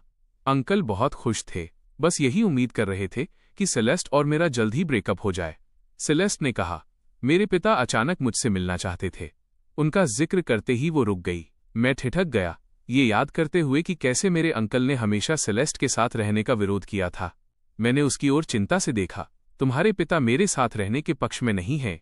सेलेस्ट ने मेरी बात सुनी और इससे इनकार किया। शायद नहीं, उन्होंने तुम्हारे बारे में कुछ भी जिक्र नहीं किया। इस बीच मिसेस पॉटर कपड़े बदलने के लिए ले आईं। मैंने उससे कहा कि पहले जाके नहा लो। उसके बाहर आने के बाद मैंने फिर से उसके बाल सुखाए। उसने मेरी तरफ देखा। मुझे माफ कर दो। जब तक मैं फ्री हुई तुमने अपना फोन बंद कर दिया था। मेरा चेहरा उतर गया। मैं गुस्से से मरने ही वाला था। मैं तैयार था कि अब तुम्हारी तरफ कभी ध्यान नहीं दूंगा, क्योंकि पिछले जन्म में सेरेना ने मेरे साथ वैसा ही खेल खेला था। अब मुझे लैपडॉग बनने से सख्त नफरत थी। मैंने तो वापस आते समय ये भी सोचा था कि क्या पिछले जन्म में सेलेस्ट भी मुझसे थक गई होगी। हालांकि अंत में उसने मुझे याद रखा था। वो इसलिए था क्योंकि इस साल हम कभी साथ नहीं रहे थे। हम अपना ज्यादातर समय साथ बिताते थे। उसका मुझसे थक जाना सामान्य होता। उसने मुझसे गंभीरता से माफी मांगी। मुझे माफ कर दो, मैंने हूं में जवाब दिया। सेलेस्ट ने तौलिया लिया और अपने बाल खुद सुखाए। सुखाने के बाद उसने मुझसे कहा, नेथन, जन्मदिन मुबारक हो। मैंने उसे बोलते सुना, अपनी घड़ी देखी और तब मुझे एहसास हुआ कि आधी रात बीत चुकी है। वो इतनी देर तक गेट पर इंतजार करती रही और मुझे भी सोने नहीं दिया। उम्मीद नहीं थी कि उसे मेरा जन्मदिन याद होगा। मैंने धीरे से कहा, तुम खास तौर पर केक भी लाई हो। सेलेस्ट मुस्कुराई। हाँ, मिसेस पॉटर ने पहले ही केक निकाल लिया था। एक बहुत ही सुंदर केक जिसके ऊपर एक लिटिल प्रिंस बना था। मैंने सेलेस्ट की ओर देखा। वो चलकर आई। हम डाइनिंग रूम में बैठ गए, मोमबत्तियां जलाईं। मैंने एक विश मांगी। मैंने अपनी आंखें बंद की और फिर उन्हें खोला तो देखा सेलेस्ट मुझे देख रही थी। उसने मेरी आधी आस्तीन वाली टी शर्ट पहनी हुई थी, लेकिन इससे उसकी खूबसूरती पर कोई फर्क नहीं पड़ रहा था। उसकी आंखों की कोमलता ने मुझे थोड़ा खोया हुआ सा महसूस कराया, क्योंकि जिस पल मैंने अपनी आंखें बंद की थीं, मुझे अचानक पिछले जन्म का अपना 18वां जन्मदिन याद आ गया। ऐसा लगा जैसे कोई जन्मदिन था ही नहीं, क्योंकि मेरे पिता पहले ही जा चुके थे। क्योंकि मैं हमेशा सेरीना के इर्द गिर्द घूमता रहता था। मेरी दुनिया में सिर्फ सेरीना ही थी, लेकिन वो हर दिन ब्रैंडन के साथ रहती थी। मुझे हर दिन कंपनी का काम संभालने के लिए मजबूर किया जाता था, जो मेरे लिए बहुत बड़ा दबाव था। मुझे ऐसा महसूस होता था जैसे पूरी दुनिया ने मुझे छोड़ दिया है। अब अपने सामने सेलेस्ट को देखकर मुझे थोड़ा सुकून महसूस हुआ। मैंने केक काटा और उसे एक टुकड़ा दिया। 2 लोगों ने मिलकर केक खाया। न्यूयॉर्क में मेरे बहुत ज्यादा दोस्त नहीं थे, कह सकता हूं कि एक भी नहीं था, लेकिन सेलेस्ट का होना ही काफी था। मुझे बहुत संतुष्टि महसूस हुई। उस रात सेलेस्ट वापस नहीं गई। वह कुछ दिनों के लिए मेरे यहाँ रुकी। हाल ही में मैं अपना ड्राइविंग टेस्ट दे रहा था, इसीलिए मैं घर पर ही रहकर टेस्ट मटेरियल का रिव्यू करने और ड्राइविंग की प्रैक्टिस करने लगा। उस दोपहर हम दोनों चियाओ जुआन के यहाँ खाना खाने गए। वहां 2 बार पहले भी जाने के कारण मुझे अपने अंकल के घर के स्वादिष्ट खाने की बहुत याद आ रही थी। जैसे ही हम कार से बाहर निकले, मैंने किसी को सेलेस्ट का नाम पुकारते हुए सुना। मैंने आवाज की ओर देखा और एक आदमी को देखा जिसकी उम्र मेरे पिता के बराबर होगी। उन्होंने चश्मा पहना हुआ था और वे काफी सभ्य, रिफाइंड दिख रहे थे। उनके बगल में सोफिया और मिसेस थॉर्नटन थीं और उनके पीछे लोगों का एक समूह था। मिसेस थॉर्नटन ने कहा, यंग मास्टर क्रेन, आप दोनों को यहां देखकर सुखद आश्चर्य हुआ। मैंने शालीनता से कहा, नमस्ते मिस्टर थॉर्नटन। नमस्ते मिसेस थॉर्नटन। मैं बेवकूफ नहीं था। वे सब साथ में दिखाई दिए थे, तो मैं अंदाजा लगा सकता था कि ये सेलेस्ट के पिता हैं। अलेक्जेंडर थॉर्नटन ने हमें आमंत्रित किया। आज एक फैमिली डिनर है। सेलेस्ट, नेथन को भी साथ ले आओ। सेलेस्ट ने मेरी तरफ देखा। ये देखकर कि मुझे कोई आपत्ति नहीं है, वो मान गई। हाल ही में मुझे हमेशा ये शक होता था कि उसका परिवार मुझे पसंद नहीं करता, पर यह मौका अच्छा रहा। अलेक्जेंडर थॉर्नटन और मिसेस थॉर्नटन आगे चल दिए। सोफिया सेलेस्ट के पास आई और बोली, बड़ी दीदी। सेलेस्ट ने जवाब में बस उस छोटी बच्ची को एक नजर देखा। सोफिया ने मेरी ओर देखा। नेथन, मेरी बहन बहुत ठंडी है। क्या वो आमतौर पर तुम्हारे सामने भी इतनी शांत रहती है? मैंने उस बच्ची की ओर देखा। वो ठीक है। सोफिया मुस्कुराई और पूछा, मेरी माँ ने कहा कि तुम मेरी बहन के बॉयफ्रेंड हो, क्या ये सच है? मुझे उम्मीद नहीं थी कि मिसेस थॉर्नटन इन चीजों के बारे में बात करती होंगी। मैंने अपना गला साफ किया, अभी नहीं। हमने अभी तक अपना रिश्ता कंफर्म नहीं किया है। सेलेस्ट ने मुझे बोलते सुना और मेरी तरफ देखा। मैं उसके साथ वीआईपी रूम में चला गया। शाओ जुआन ने व्यक्तिगत रूप से उनका स्वागत किया। हालांकि ये सिर्फ एक फैमिली डिनर था, लेकिन ये बहुत भव्य था। मेरे और सेलेस्ट के अलावा हर कोई फॉर्मल कपड़ों में आया था। मैंने अपने पैरों में पहनी चप्पलों, फ्लिप फ्लॉप्स की ओर देखा। मुझे तुरंत महसूस हुआ कि मैंने बहुत ही कैजुअल कपड़े पहने हैं, क्योंकि अभी तक सब लोग नहीं आए थे। मैंने सेलेस्ट के पास बैठकर धीरे से कहा, क्या तुम्हारे फैमिली डिनर इतने फॉर्मल होते हैं? सेलेस्ट ने सिर हिलाया। शायद वो भी इसकी आदी नहीं थी, लेकिन उसके पिता ऐसे ही थे। तो फिर उन्होंने तुम्हें पहले कभी क्यों नहीं बुलाया? साफ था कि उसे अलग थलग रखा गया था। मैं महसूस किए बिना नहीं रह सका कि सेलेस्ट परिवार में सबसे ज्यादा परेशान की जाने वाली सदस्य थी। सेलेस्ट ने यह सुना और जवाब दिया, उन्होंने मुझे बुलाया था। मैंने कह दिया था कि मैं फ्री नहीं हूं। उसके पिता ने कल उसे मैसेज किया था, लेकिन वो मेरे साथ थी, इसलिए उसने सीधे मना कर दिया। उम्मीद नहीं थी कि आज अचानक उनसे मुलाकात हो जाएगी। हम दोनों फुसफुसा ही रहे थे कि अलेक्जेंडर थॉर्नटन अचानक बोल पड़े, नेथन, मैंने जल्दी से ऊपर देखा जी, मिस्टर थॉर्नटन। अलेक्जेंडर थॉर्नटन ने बात जारी रखी, तुमसे मिलकर खुशी हुई। अलेक्जेंडर थॉर्नटन और सेलेस्ट काफी हद तक एक जैसे दिखते थे, लेकिन अपनी उम्र के कारण वे काफी अनुभवी सीजन लग रहे थे। उनके व्यक्तित्व में एक अधिकार, अथॉरिटी की झलक थी जिसे छिपाया नहीं जा सकता था, लेकिन उनका व्यवहार बहुत मिलनसार था। मैं काफी समय से चाहता था कि सेलेस्ट तुम्हें साथ लाए ताकि हम सब मिलकर खाना खा सकें, लेकिन हम पहले हमेशा बिजी रहते थे। कल मैंने उससे इस बारे में कहा था, लेकिन उसने मना कर दिया। अब तुमसे मिलना शायद किस्मत की बात है। मैंने पहले सोचा था कि थॉर्नटन परिवार मुझे बिल्कुल पसंद नहीं करेगा, लेकिन उनसे मिलकर लगा कि ऐसा नहीं है। उन्होंने कोई नाराजगी भी नहीं दिखाई, यहां तक कि मेरे कैजुअल कपड़ों पर भी कुछ नहीं कहा। टेबल पर काफी सारे रिश्तेदार थे। एक चक्कर लगाने के बाद मुझे बहुत से याद नहीं रहे। सेलेस्ट का कोई बड़ा अंकल या ऐसा ही कोई था। उसके पिता परिवार में दूसरे नंबर पर थे, लेकिन मुझे एक जाना पहचाना चेहरा दिखा। ये वही आदमी था जो उस दिन गेट पर सेरीना से बात कर रहा था और उसे अपने घर ले जाना चाहता था, वही जो फेरारी चलाता था। वो सबसे आखिर में पहुंचा। हर कोई उसके तौर तरीकों का आदी था। सिर्फ बड़े अंकल ने उससे कुछ शब्द कहे, डेमियन, तुम हमेशा लेट क्यों होते हो? उसने इसे नजरअंदाज किया और बैठ गया। ये सिर्फ एक फैमिली डिनर है, कोई यूएन की कॉन्फ्रेंस नहीं। सब लोग बहुत ज्यादा तनाव अपटाइट में रहते हैं। मैं उसे देखे बिना नहीं रह सका। मिसेस थॉर्नटन ने मुझे उसे घूरते हुए देखा और मेरा परिचय कराया। नेथन, ये सेलेस्ट के अंकल हैं। डेमन थॉर्नटन की नजर मुझ पर पड़ी और वो मुस्कुराया। तो ये है सेलेस्ट का मंगेतर, काफी हैंडसम है। मैंने कहा, नमस्ते अंकल थॉर्नटन। डेमन थॉर्नटन मेरी तरफ देखकर मुस्कुराया। उसे देखकर मुझे उस दिन सेरीना के साथ हुई उसकी मुलाकात याद आ रही थी। डिनर लगभग खत्म हो चुका था। जाने से पहले मैं वॉशरूम गया और देखा कि डेमन थॉर्नटन अपने फोन को हाथ में लिए एक बहुत सुंदर युवा लड़की के साथ कॉन्टैक्ट नंबर शेयर कर रहे थे। वो लड़की ज्यादा बड़ी नहीं लग रही थी, शायद 20 साल के आसपास की होगी। डेमन थॉर्नटन ने खुशी खुशी कहा, आज रात मुझसे मिलने आना याद रखना। वो लड़की थोड़ी शर्माते हुए वहां से चली गई।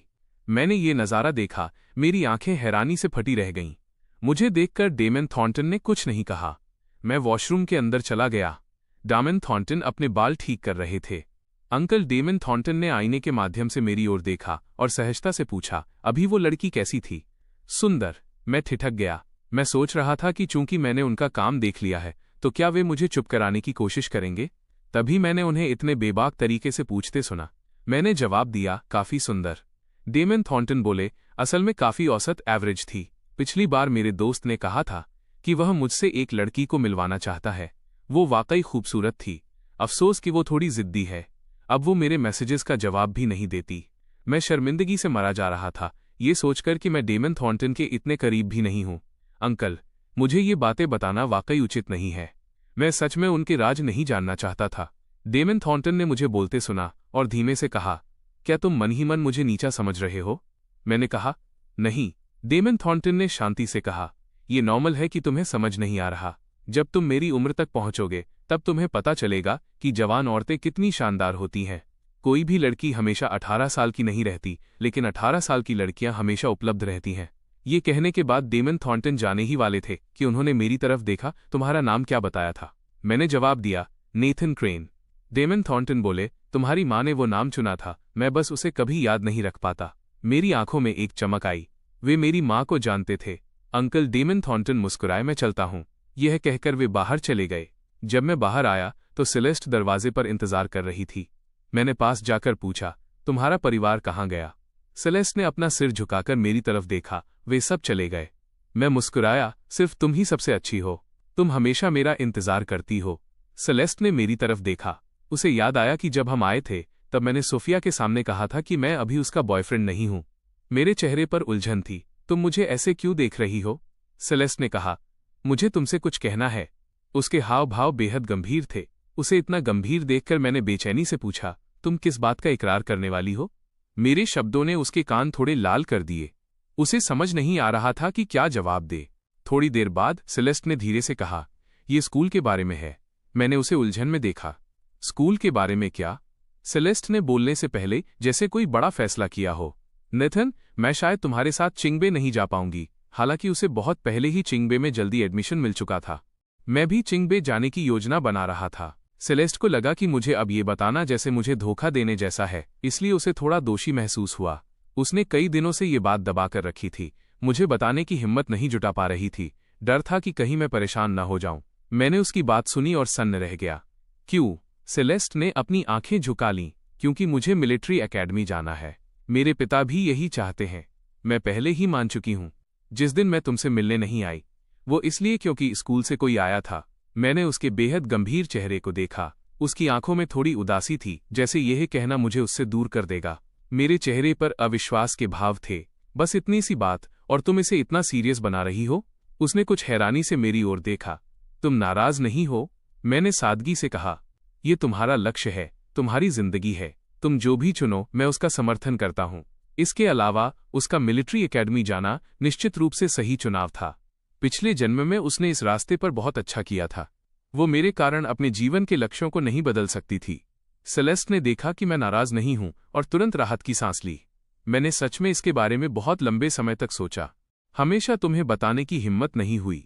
हाल ही में वो मेरे साथ रही थी। इस दौरान मेरे साथ जितना संभव हो उतना समय बिताना चाहती थी, क्योंकि एक बार जब वो मिलिट्री एकेडमी चली जाएगी तो उसके पास निश्चित रूप से मेरे साथ रहने के लिए कम समय होगा।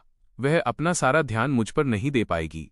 उसे इस तरह देखकर मैंने हाथ बढ़ाकर उसकी आस्तीन खींची ताकि उसे दिलासा दे सकूं। सेलेस्ट, बस अपनी योजना पर चलो। वही करो जो तुम करना चाहती हो, तुम्हारा भविष्य निश्चित रूप से उज्जवल होगा। सेलेस्ट ने मुझे बोलते सुना और हूं में सिर हिलाया। मैं आगे चल दिया, आह भरते हुए। मुझे लगा कि तुम मुझे प्रपोज करने वाली हो। इतनी देर तक मेरे दिल की धड़कनें तेज कर दीं। सेलेस्ट ने मेरी पीछे हटती आकृति को देखा और बेबसी से मुस्कुराई। वो थोड़ा और इंतजार करेगी।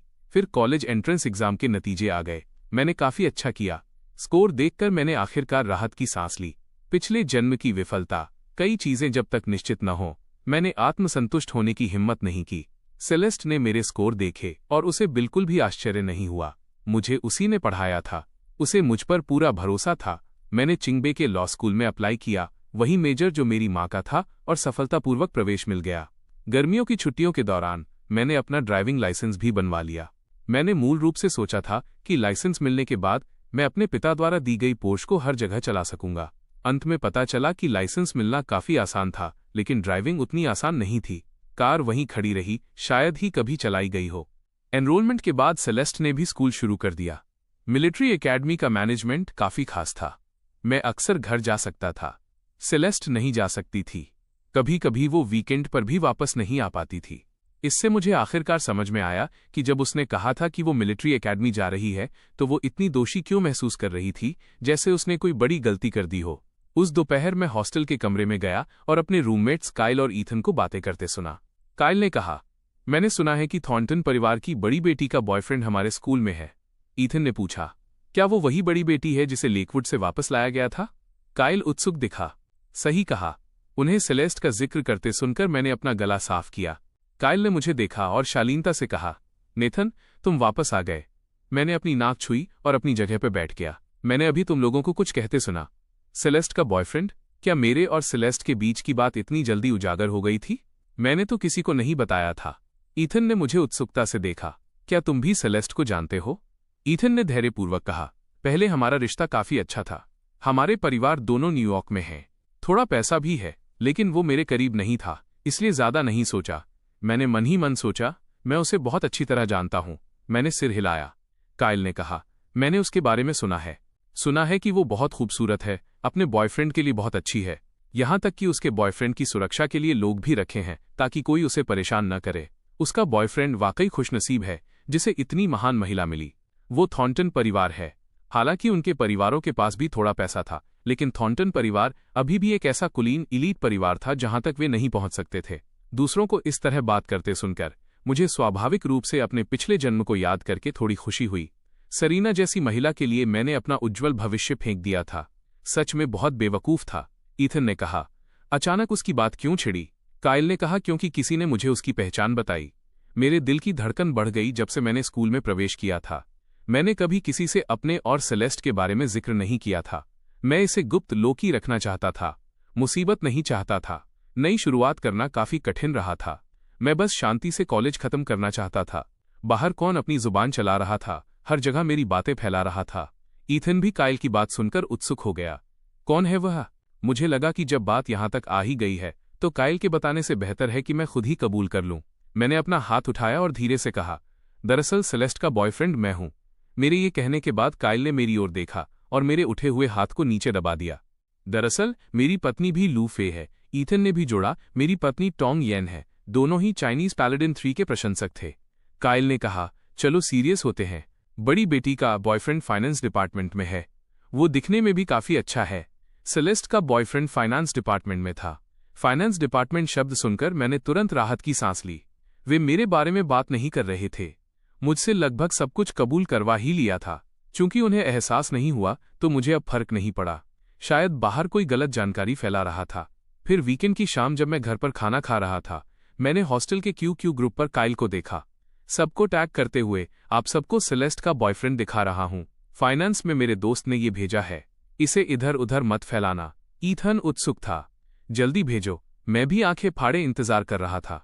जल्द ही काइल ने एक फोटो भेजी। मैं मूल रूप से देखना चाहता था कि ये कितना दिलचस्प है, लेकिन जब मैंने फोटो में उस व्यक्ति को देखा तो मेरा पानी गले में अटक गया। मैंने अपना गिलास नीचे रखा, अपना फोन उठाया और फोटो को जूम किया। क्या ये ब्रैंडन नहीं था? वो सेलेस्ट का बॉयफ्रेंड था। सेलेस्ट को शायद उसका नाम लिखना भी नहीं आता होगा। मैंने मैसेज किया ग्रुप में, किसने कहा कि ये सेलेस्ट का बॉयफ्रेंड है? काइल ने तुरंत जवाब दिया, सब यही कह रहे हैं। मेरे दोस्त के बड़ी बेटी के बॉयफ्रेंड के साथ काफी अच्छे ताल्लुक हैं। वे तब मिले थे जब बड़ी बेटी लेकवुड में थी। वे एक दूसरे को तभी से जानते हैं। काइल ने अपनी पोजीशन बदली और टाइप करना जारी रखा। अगले वीकेंड मेरे दोस्त की बर्थडे पार्टी है। सबको एक होटल में खाने पर बुलाया गया है। बड़ी बेटी का बॉयफ्रेंड वहां होगा। शायद बड़ी बेटी भी आए। क्या तुम लोग बड़ी बेटी को देखना चाहते हो? ईथन उत्साहित दिखा। तो चलो, सब चलते हैं। ये सब और भी दिलचस्प होता जा रहा था। मैंने सुना था कि ब्रैंडन भी कॉलेज के लिए न्यूयॉर्क आया है। मुझे लगा था कि वो शायद सरीना के साथ फिर से जुड़ जाएगा, लेकिन उम्मीद नहीं थी कि वो सेलेस्ट का बॉयफ्रेंड बन जाएगा। जो कुछ पहले हुआ था उसकी वजह से मैं उससे पहले ही नफरत करता था। डेरेक ने ब्रैंडन की गलती अपने सिर ले ली थी। उम्मीद नहीं थी कि ब्रैंडन अभी भी बाज नहीं आया।